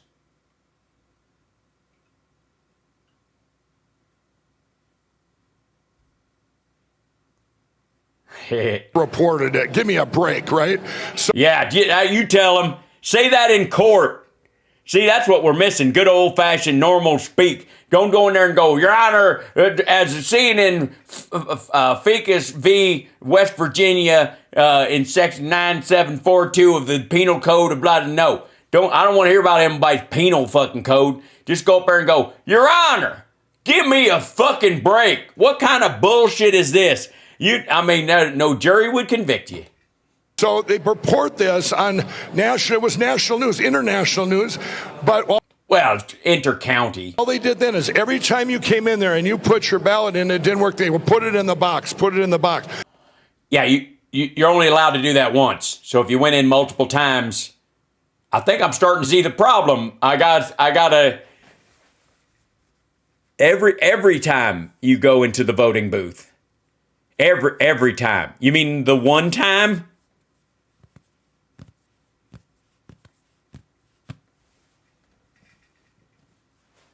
I'm just saying it's sticking in my craw.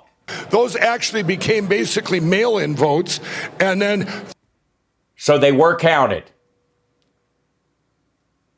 Sorry, dude. This is so dumb. It's making my left nut go numb. 300 and some thousand votes did not have chain of custody and never saw the light of day. Oh, wait a minute. Hold on.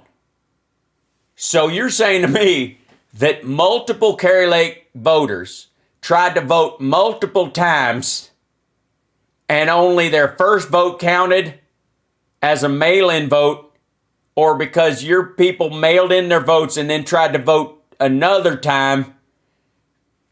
The fuck are you talking about? What? That's a fact.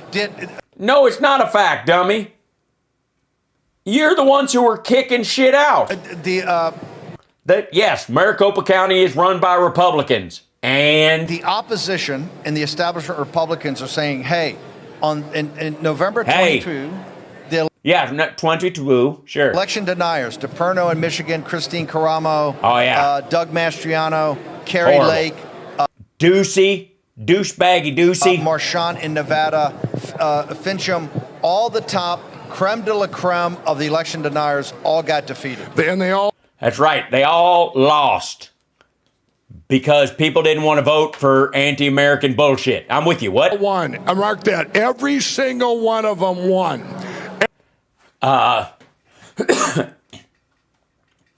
Well, none of them are currently serving or transitioning or even... Every one of them won. And they... No, they didn't. Did it different. There's a thing called the Edison research.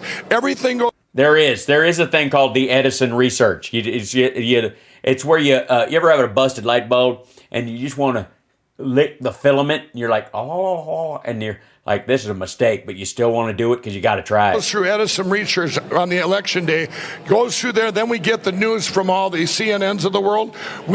Of which there are two, CNN and CNN International. Our cyber guys took feeds right from CNN and we tracked it. Wait a minute, you took feeds right from CNN? How did you get access to that? Was it possibly a cable box? You could watch this. Just use Oz. Every time Oz got close, Fetterman was injected 90,000 votes. 6 times that happened. Let's take exactly 90,000 votes. Exactly 90 each 5 times. 90,000 votes. Boom. Anytime he got ahead, boom. 90,000. They were that ham-handed, were they? They just couldn't. You can't stop them. 90,000 votes. They figured that'll do it. Mastriano, his opponent had 380,000 votes front-loaded. I could go right down. You mean the mail-in votes? Because most people voted mail-in, and you guys told everybody to vote on the day. So why would they? So they just counted those beforehand, or the day they started counting them in the morning and put them in at the end of the voting day because people had that was election day, and. You seem really easily confused. I have a feeling my friend Hal's going to have a hard time getting you on his show. On the list, Walker over in Georgia taking votes off each time. You go to. You're saying Herschel Walker won the first. Herschel Walker won to begin with. He didn't have to go to a runoff. Nah, he was a winner. You could tell he was a winner. Did you ever hear his story about the werewolf? Shit, man. Yeah, that one I posted on my Getter account. You can. What? I was on Getter. I get her done. See the chart? It was a drop. It was just. Wing-a-doo-doo. 50,000 Could you do a presentation for that? Could we get on? Yeah, can you explain this shit to all of us? Because none of us, you're losing us right here. Look at her. She's on a hard fade. Did you just fart on her? Because she's doing that kind of like, ow, lean. Get her for like 2 hours and walk through the math? Because some people... Yeah, can you pull like a Glenn Beck, only dumber? You're going to sit there and think you're stark raving mad. Right. No, you can. This is something all of... You're, hold on. Holy shit. You're not. Us could see if you track the Edison research. It's a monopoly. Everything goes through that. Now we have the cast vote records again to match that up. This is something that's like, you can't even... And it does. Spoiler alert, it matches. Wrap your head around it. Why doesn't anybody want to see this? Why? Because they don't need to see it. They've already seen it. These are Republican-run fucking counties, and why are you farting on that girl? Why doesn't Fox News? Why doesn't the news? Why is she even standing there? Who is that? Is that the woman I just called on Mike's phone? Just want to report is a vote this. For you at the RNC to be chairman a step going back? They're going to say it's a step going backwards. You're going. Yes. We used to be even dumber than we are now. Going to 2020, you're going to 2022, and what they're going to say is you got to look forward. What's your response? The response is you can't. I will never stop looking backward because that is looking forward. Okay. All right. Well, that solves it. I don't even know why. It makes total sense to me. I'm not certainly overwhelmed with the urge to stick a bicycle pump in my ear and pop my own head after hearing such idiocy, and I don't think that anybody else is either. This makes total sense. The backward is for it because you have to. I'll give an example. In my pillow, I love using this example. In 2012, when I did my first infomercial, we've actually heard this story before, and I know this story. But tell it again. I like to hear it. I took in $100 million up. $100 million, and then he woke up $6 million in debt from $200,000 for it, and nobody knows what pipe it went into. I mean. It went up in smoke. I mean, it was somebody burned it in a tiny piece of foil. Wait, no. The year I woke up one morning and I was $6 million in debt. 6 months later, you went bankrupt with $100 million. And I wasn't bankrupt. Yeah, you were that dumb that quick. I prayed, but I learned from 2012. I learned everything that went wrong, people that took advantage. I learned, things that I fixed. I siloed everything out and fixed every single piece of it. So. You've lost almost half that amount of money just chasing this thing around. Fabulous. And did a lot of praying. But if you look back, the 2020 election will go down as the most important election ever because of every. Oh, I agree, because Trump lost and we got rid of that fucking asshole, right? That's not what you mean? Everything we're learning from it, everything we're pulling out. You guys, if we would have had this big red wave that they said, I believe we would have lost our country. And me too. Yes, I think if there was a red wave, the country would have been fucked. the reason I say that is because they would have said, see, there's nothing wrong with the machines. There's nothing wrong with your elections. Don't nod at him. It encourages him. If I'd have been them, I'd have done. She looks like she's standing behind him at Starbucks and he won't shut the fuck up and order. Done that to shut everybody up. But they did. They were greedy. Remember, evil is greedy. That's going to be their downfall. That's right. You voted for Donald Trump. Do you think we can get our country twice back unless we get the machines out and go back to paper ballots, hand count? No. No, we gotta melt them down and turn them into plastic prison bars so that even the weakest violent criminal can break out of jail. You got to have paper ballots hand counted. I've met with. Do you agree with that? Paper ballots. If France can do it, can America do it? You guys, I have. They don't seem convinced. I've met with the Netherlands, the UK, France, Germany. And none of them gave you playoff music. They all looked at me when I was at that. All these reporters from those 4 countries, they looked at me and said, what's wrong with your country? What's wrong with your country that you can't have paper ballots?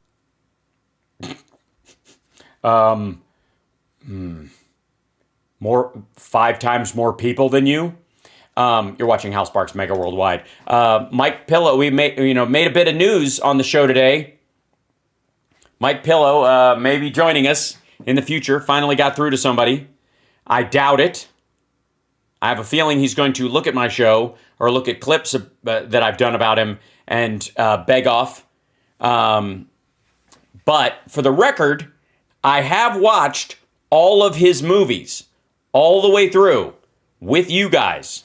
And so I think I can actually, unlike some of the other reporters apparently that follow him that he doesn't like, I can respond to what he's saying without saying, I didn't watch that shit. I go, actually, you're full of crap. This was garbage, and here's why. Hold on one second. I need... Now, I've only got a few minutes left, and this one puzzles me. You're watching HAL Sparks Mega Worldwide, and I think that shows taste and breeding on your part. Like, subscribe, support the show. If you're on Twitch, subscribe right now. Subscribe away. If you have Amazon Prime, it doesn't cost you a dime.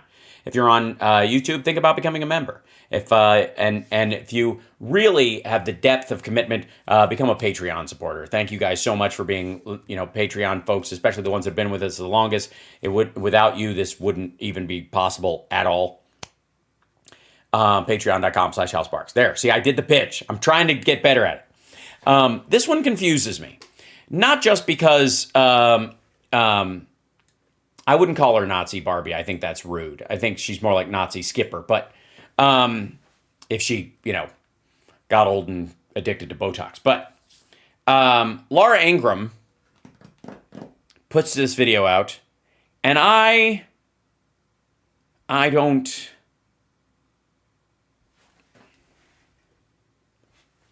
You guys know how much I love being told what to think or what I think in general. Not even being insist that I think a certain way, but that I already do. Laura Ingraham has a video called The Left Really Hates Cars, which reminds me of one of my favorite, let's see.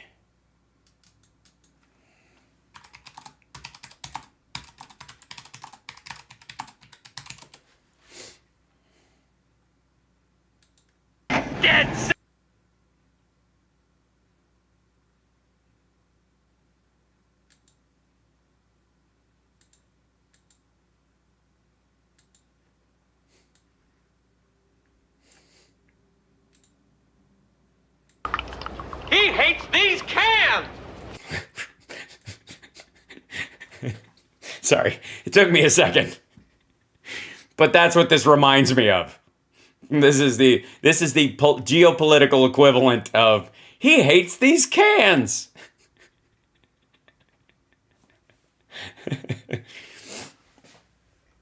All right, so let's see why you and I hate cars. Probably, what do you think? Independence, freedom, the roar of an engine, something? Laura Ingraham, this is the Ingraham Angle from Washington tonight. Oh, great. So you're inside the DC Beltway, so we should only expect you to toe the line. Great. Another swamp creature with their own show. Tonight, Bidenomics hits Biden fans. Oh, dear God. That's the focus of tonight's angle. Okay, that's a hell of a title. It's a lot of work. So far, I don't know where you're going. Well, they helped Nice angle. put Joe in office, and now liberals everywhere find that they, too, are not immune from the consequences of his bad policies. Now, we've already seen layoffs hitting the big tech sector, which was overwhelmingly pro-Biden in 2020. So you can't buy favoritism? Next, you're going to tell me that China gave him a in the deal. Employees at all the biggies like Apple and Alphabet, remember, they donated millions to Democrat campaigns. And of course, as we saw at Twitter, they helped in non-monetary ways as well. But yeah, hand jobs mostly. now they may be wondering what they got for all that money, because the real bill is coming due in the form of lower corporate earnings. Now, this is Oh, by the way, the reason why layoffs are actually happening is because the Fed is raising rates, the highest they've been in years, and it's harder to borrow money and that kind of stuff. So they're making some cuts, and the Fed has moved from inflation being the marker that they're actually going to go for to wages and employment. That, quite frankly, they can't meet their financial goals around the Fed rate until wages and since they're not going to really come down anytime soon, employment comes down. You can raise people's wages, but you can't hire as many people because it's putting too much money into the economy in the United States, and it's causing inflation, which is nonsense, but that's where it's coming is from. obviously directly due to the economic downturn that Biden's policies triggered. Oh, is it? What policy would that be? To respond to inflation? And by letting the Fed do what it wants? now, Which he has to do anyways? Biden's friends in big media are getting walloped as well. Now, CNN, boo-hoo, has already axed a bunch of really talented folks. And this week, it was the Washington You mean right-wingers? Post. The Bezos-owned paper boasts the Bezos, I think, bozo. motto, democracy dies in the darkness. Don't you love that? Yeah, I do, actually. Democracy dies in cowardice? How is that? All right. Try harder. But they might consider changing it to newspapers die in the Biden era. Yeah, it's so true, because newspapers have just been doing, they've gone from strength to strength in the last couple of decades, considering the digital move towards computers. When Post publisher Fred Ryan met with his staff this week to announce that more layoffs were coming in the new year, things got very uncomfortable very quickly. Wait, people don't respond well to not knowing if they'll have a job in a month? With employees demanding answers about the future. Weird. Now, wait for the end of the video we're going to play. They should name this, well, maybe the fire and run move. Brad, you talked about positions getting eliminated. What are you going to... By the way, he was already leaving. And then somebody started asking questions. By the way, it's a room full of reporters. do to protect people's jobs? Are they going to be treated like the magazine staffers were? Are you going to try and We'll have more prioritize? information as we move forward. Thank you very much. He doesn't know. You seem to be disrespecting this. You seem to be disrespecting this room. No, I think the room's feelings were not hurt at all. You are disrespecting this room. You are disrespecting this room. A third of you are going to be fired. Bye. Happy New Year. Now, it's even uglier over at the home of our favorite globalist fat cats on Wall Street. Just today, Goldman's Our favorite globalist faggot. She means that, by the way. That's not a sarcastic phrase. Sachs announced massive payroll cuts as well, up to 4,000 people. Reuters is... For the record, somewhere in the order of $5 trillion worth of assets moves through Goldman Sachs's business every single day. every day. 5 trillion every day. Reporting that these layoffs are a sign that cuts are accelerating across Wall Street. Yes, everyone is firing everybody they had on board for crypto. Everybody. Facebook, Wall Street, Goldman Sachs, doesn't matter. Anybody who was like your crypto wonderkin is getting handed a fucking, they're told to pick up their potted plant, put their shit in a box, and they'll be escorted out of the building. Everybody. As deal making is drying up and investment banking revenues have plummeted. Now, let us never forget now. By the way, considering what she normally says about Joe Biden, isn't investment bankers being fucked part of the promise that Biden made? Honest to God, if Biden fans are supposed to be upset because Goldman Sachs is laying people off, what? It's Wall Street's money that put Joe Biden in office.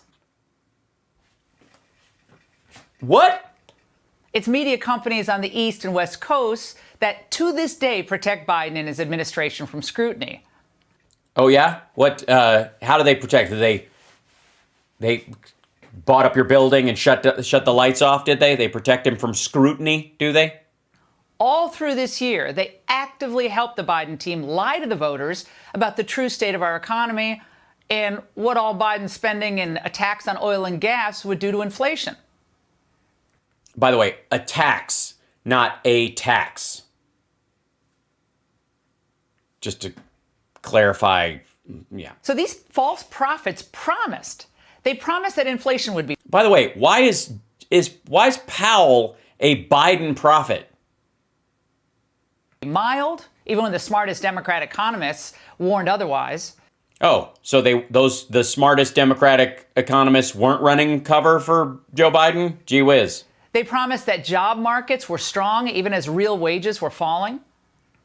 Real wages. They promised that the economy. By the way, it is. That's one of the reasons why the Fed is reacting the way it is. Because the job market is too strong to sustain and unsustainable in terms of import and export quality. That's it. And it isn't, by the way. But that's what the Fed thinks. The economy was doing great, even as Americans were losing trillions in wealth. And then getting it back, weirdly enough. And they promised that Ukraine was winning, definitely winning. Yeah, they are. Even though Zelensky is demanding tens of billions of dollars, millions of dollars, plus pay. Is it billions or millions? It's an interesting little fix right there. What was that? Winning, even though Zelensky is demanding tens of billions of dollars, millions of dollars, plus. Okay, millions, billions. What's the difference? Plus pay. It's not like she's talking about economics or numbers or anything. Patriot missiles. They promised crime would subside with community policing. And of course. Did they? Of course, it's worse than ever. No, it isn't. It's actually been going down this year. And yeah, they said the border was under control. And as we all know, it is a disaster. No, we don't. And also, by the way, at the end of Title 42, one of the things that you're going to see, and it's going to be very difficult for Republicans to deal with, is there's going to be a drop-off in the number of people crossing. Because, thanks to Title 42 and Remain in Mexico, more people are trying multiple times to get across. There are fewer unique crossers than there were in 2018 or 2017. But there are more repeated crossers, which drives the numbers up for these assholes like Laura Ingraham to say that there are millions of people that are coming across the border, when in fact they are not. Hundreds of thousands of people are trying 5 times. Once you get rid of Title 42 and Remain in Mexico, and you start processing some of these people, and a lot of them, by the way, the vast majority of them get put on a plane and flown back to their country, they don't try again immediately because see you tomorrow. So what did all Biden... By the way, and the Trump administration's policy was you find somebody, you just eject them immediately. They're just right there. He just ran across, and now he's right over there. Why is he not going to come back? Well, yeah, obviously not. Fans think would happen. For decades, cities like New York, Los Angeles, San Francisco, they've been symbols of excellence. There were some of the smartest and most innovative American minds live and work. And then Donald Trump became president. But now these urban areas are symbols of American decline. So how much longer will people tolerate these results? I don't know how long they'll tolerate them. A lot of big tech and big media live in. Sorry, I didn't transfer over. Look at this. Elites look to transfer pain to you. In those cities. Do they now? Because the elites look like they're providing homeless people with tents. Well, Biden's business, as opposed to just having them sleep on fucking benches with a blanket thrown over them if somebody feels good about it, like it's the 1970s. And media allies continue with their charade until they're all broke? So as the elites start to suffer as they get a taste of their When are we getting to the car shit? We're halfway through this. own medicine, they wish to transfer that pain to you. Ah. Yummy. Naughty. Is it spankings or a little pinching? What are we talking?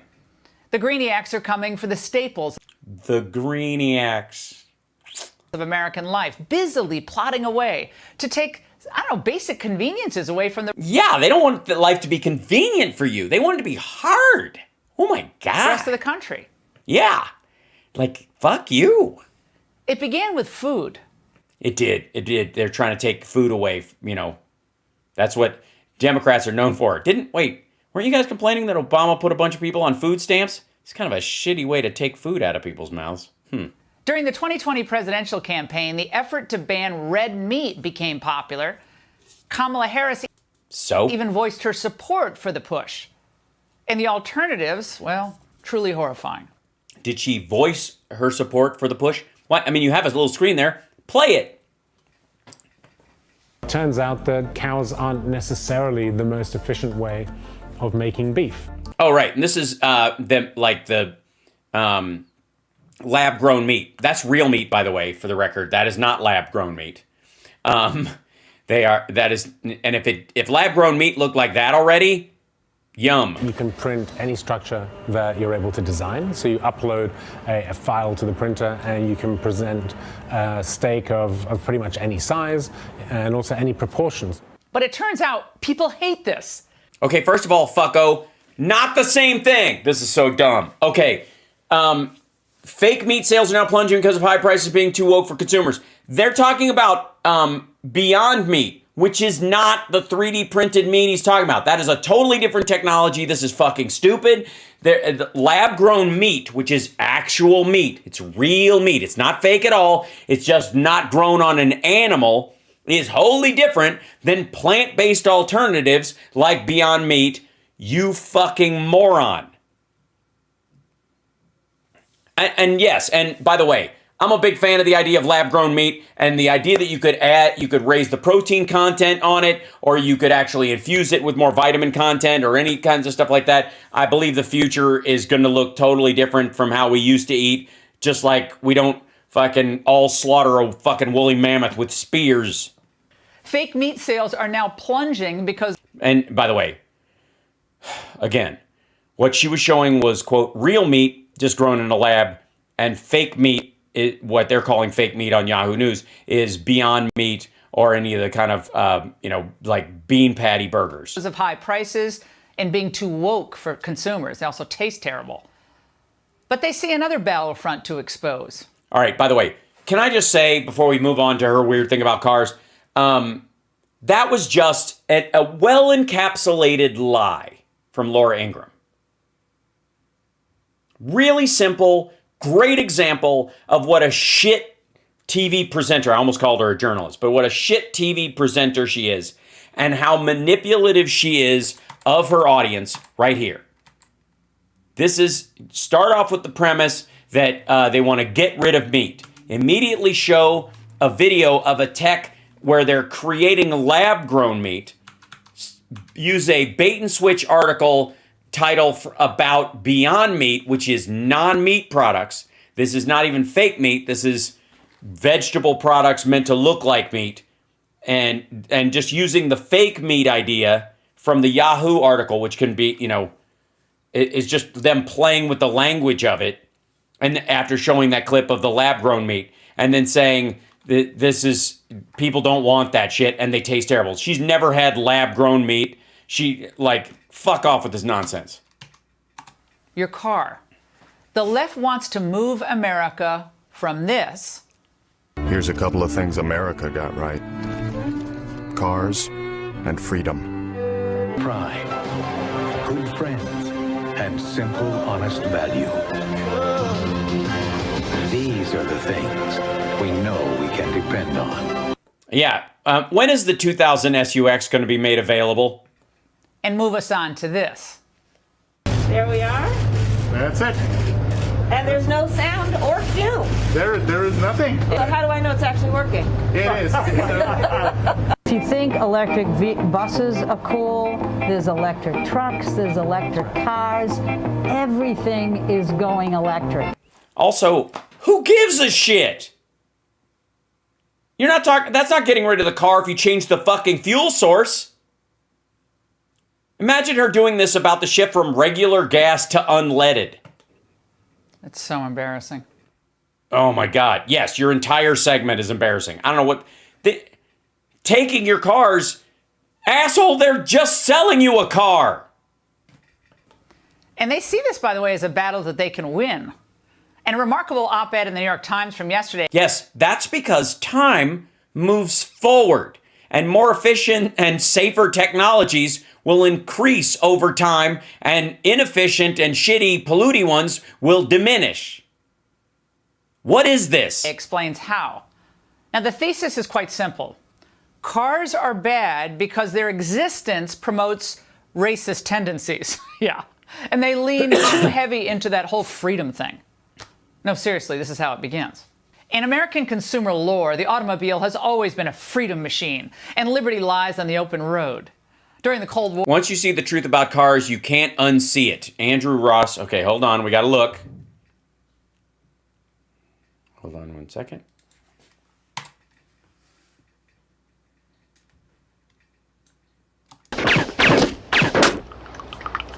He hates these cans!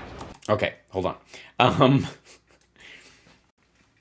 Once you see the truth about cars, you can't unsee it. This is a guest essay in the opinion part of the New York Times. American consumer law has always been a freedom machine. Liberty's on the road, blah, blah, blah. National Automobile Chamber of Commerce, Roy Chapman declared in 24, the automobile satisfies these instincts. But for many low-income and minority Americans, automobiles have been turbo-boosted engines of inequality, immobilizing their owners with debt, increasing their exposure to hostile law enforcement, and in general, accelerating the forces that drive apart haves and have-nots. Through, though progressive in intent, the Biden administration's signature legislation achievements on infrastructure and climate will further entrench the nation's staunch commitment to car production, ownership, and use. The recent Inflation Reduction Act offers subsidies for many kinds of vehicles using alternative fuel and should result in real reductions in emissions, but it includes essentially no direct incentive for public transit. By far the most effective means of decarbonizing transport, and without comprehensive policy efforts to eliminate the... Okay. This is people complaining about cars versus trains and buses. The Biden administration just put more investment in trains and public transport and in both bills than have ever been put in a single bill since we laid train tracks. Jesus. Again, it's a guest essay. Or vehicles rolled off the assembly line with Native American names like Pontiac, Apache, Dakota, Cherokee, Thunderbird, and Winnebago. The ultimate expressions of capitalist triumph and manifest destiny. But for many low-income and minority Americans, automobiles have been turbo-boosted in... Yeah, is she reading this out of order? Hold on.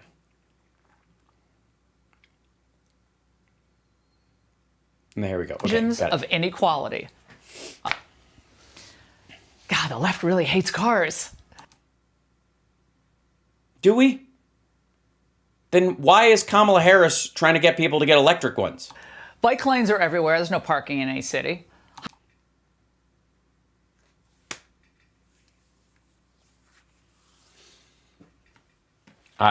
Look, I understand I deal with doom sprayers all the time, but this is like the lamest doom spraying I've ever seen.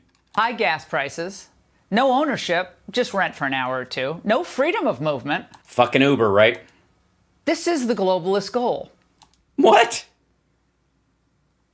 How can you can't bike to fucking Europe, dummy? In the end, it's all Can't drive there either, but you get my about point. making you live with less, getting used to living with less. Is it?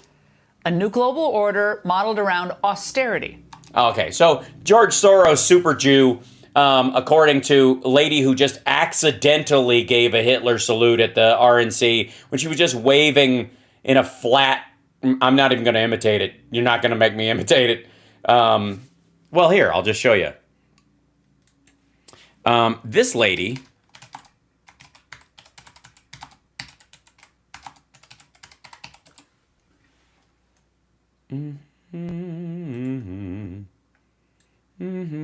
So this lady is concerned that the globalists are going to keep you from having a car because they want to control your every move. It's almost as like they're not satisfied running banking and entertainment. Now they're going to tell you it's better for you and your life and your mental health. Remember how And when you feel better and the air is cleaner, you might start to think that. But don't be fooled. Coughing is good. how clean the air was during the pandemic when everyone was stuck at home? Living less is good for the soul, they'll say. But the truth of the matter if it doesn't spark joy, it's bad. Is innovation has made the world better and healthier. Any turn away from that is a turn away from advancement. And that's the angle. Hey, Sean Han. Wait, what? What do you mean? Is innovation. Living less is good for the soul, they'll say. But they will? The truth of the matter is innovation has made the world better and healthier. Hey, dumb fuck! That's what's happening! Are you fucking kidding me? Where do you think electric cars and electric buses, that is innovation? What? How did that become the fucking tail end of this? Oh my God. Any turn away from that is a turn away from advancement. Hey, asshat, you're telling people to turn away. What the fuck? Can we look at her fucking ads? Hold on, where is it? Where is it?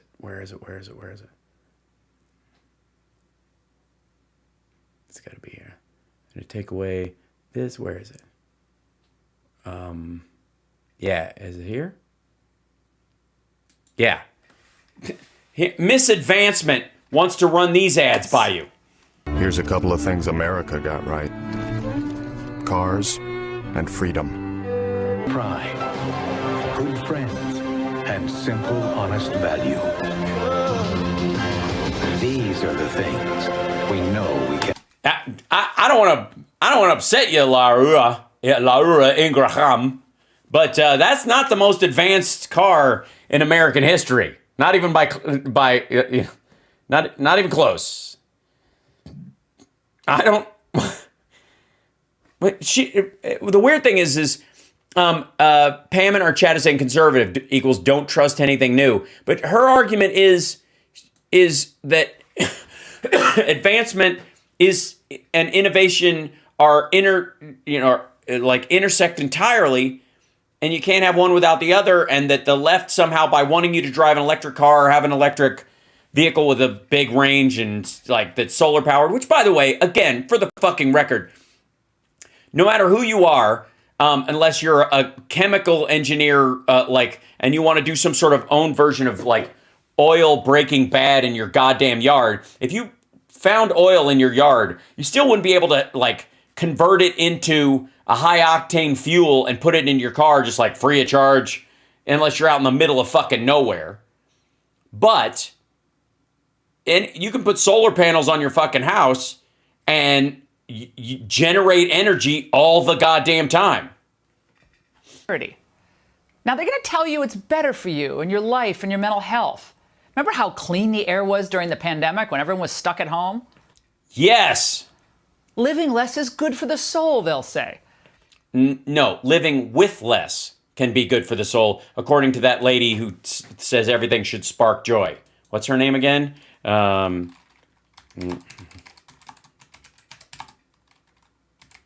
try to spark joy. Yeah. There we go. Hold on. Whoops. Rule 6 of tidying. I'm going to accept the cookies. Ask yourself if it sparks joy.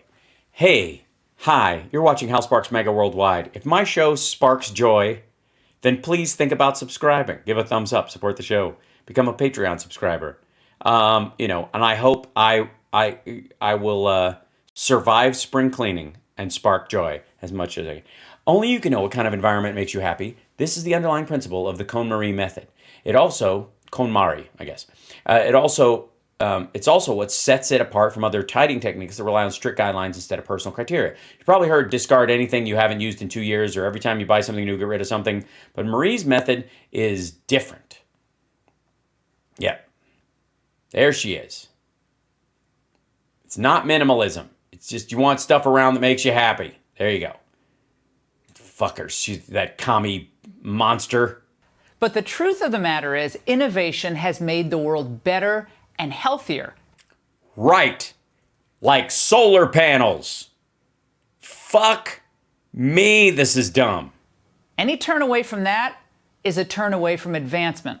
Great. So, just for the record, in case you were ever wondering, Laura Ingraham wants to take the whole country backwards to the 1800s, I guess. And that's the angle. Hey, you're an idiot. That is one of the stupidest segments we've ever seen from her. I have to say, I'm almost impressed. That was Bongholio level bullshit. Yeah, like electricity and plumbing. Exactly. If I may, where is this? Yeah. I think we had a pretty full show today. If I must say, we delved into the Twitter files, and they're completely worthless nonsense. We saw Mike Pillow, Bongholio, and Laura Ingraham with some of the dumbest takes we've ever fucking seen. And then we saw a Russian music video where this dude sang an anthem to a nuclear warhead.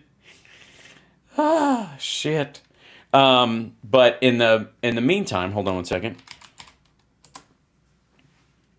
What I want to say, more than anything else, is I love you. I fill the world with silly love songs. So, by the way, I will talk about the Jan 6 stuff a little bit more tomorrow, but mostly that was stuff we all seen. The big thing was that they referred charges, and that didn't shock us at all. How can we check Truth Social since he has had such a great day? Well, he hasn't, though. And I'll show you. Hold on one second, if I may. Let me grab this guy, move this over here. Whoops, quit it. Damn it.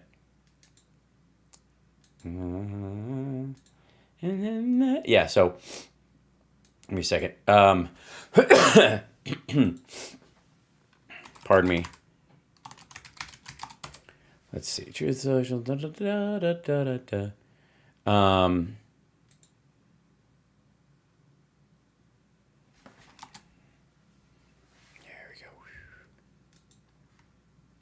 Here you go. This is, he's been bitching. Yeah. Here he is. You'll see a lot of articles when he's mad, or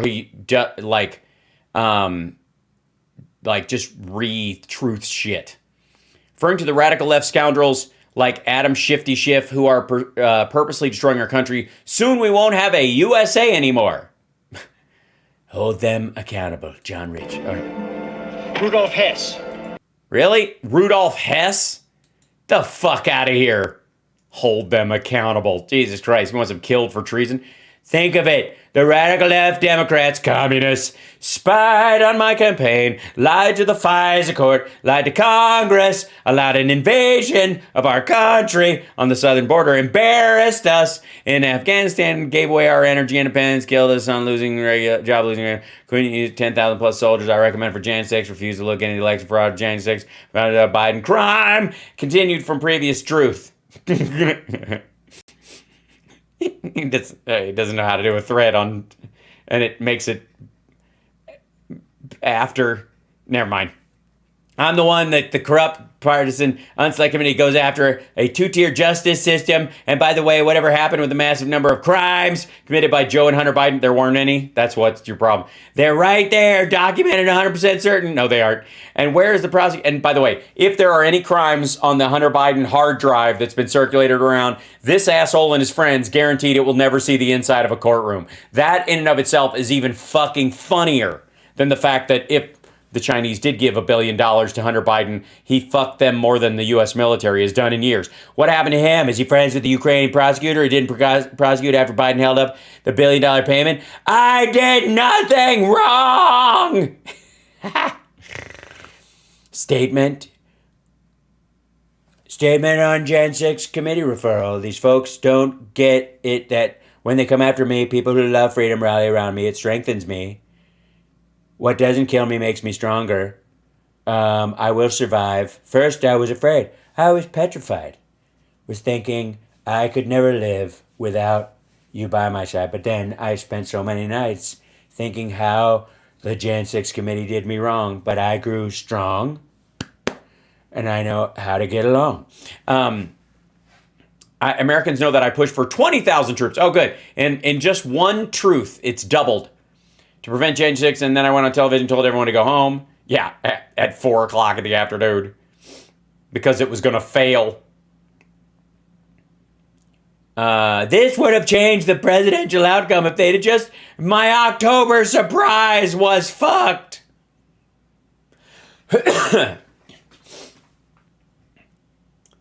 Famous Let's Go Brandon wrapping paper is selling like hotcakes. Oh, with syrup on it? Unveils major plan. Okay, and then we go to this. That's his. Let's make free speech great. Thank you, Dr. Beatty. Beatty. Confused journalists suspended from Twitter even though they didn't do anything wrong, like report on Hunter Biden. I see. Okay. Election interference by the FBI and Twitter was massive and determinative. How sad. What, that you believe that? Yeah.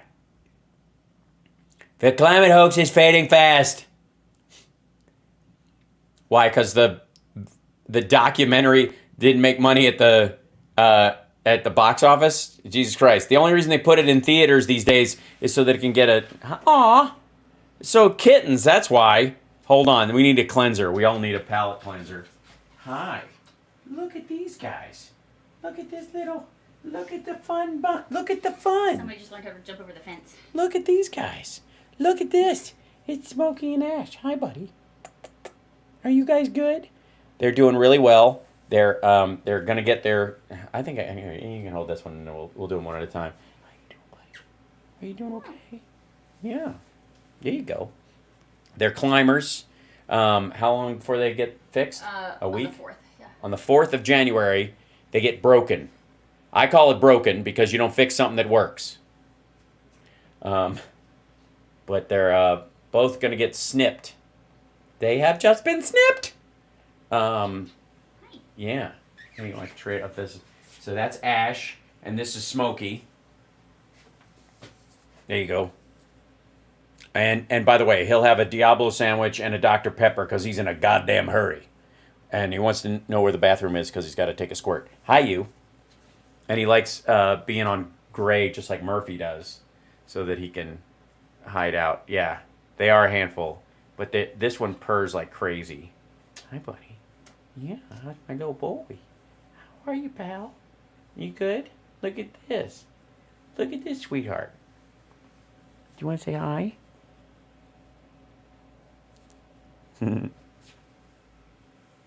So they're bonded and they will be adopted together. Just saying. You know, just we'll keep you posted on when they're available and where, if anybody's interested. But they're adorable and they're both very much lap cats, and they're very relaxed, and they're climbers. They'll climb your leg, and Summer has scars all over her back because of mostly that one, mostly because of Ash. Yeah. Hi. Yeah. What are you doing? What are you doing? What are you doing? You're a monkey. Are you a monkey? Are you a monkey pretending to be a cat? What's up, Cam? Do you want to come over here and take one of the cats for me? No. Okay. Okay. Here we go. They'll go back upstairs, and then I'll do a proper sign-off. Hi. Thank you. Thank you, Clawy McClarson.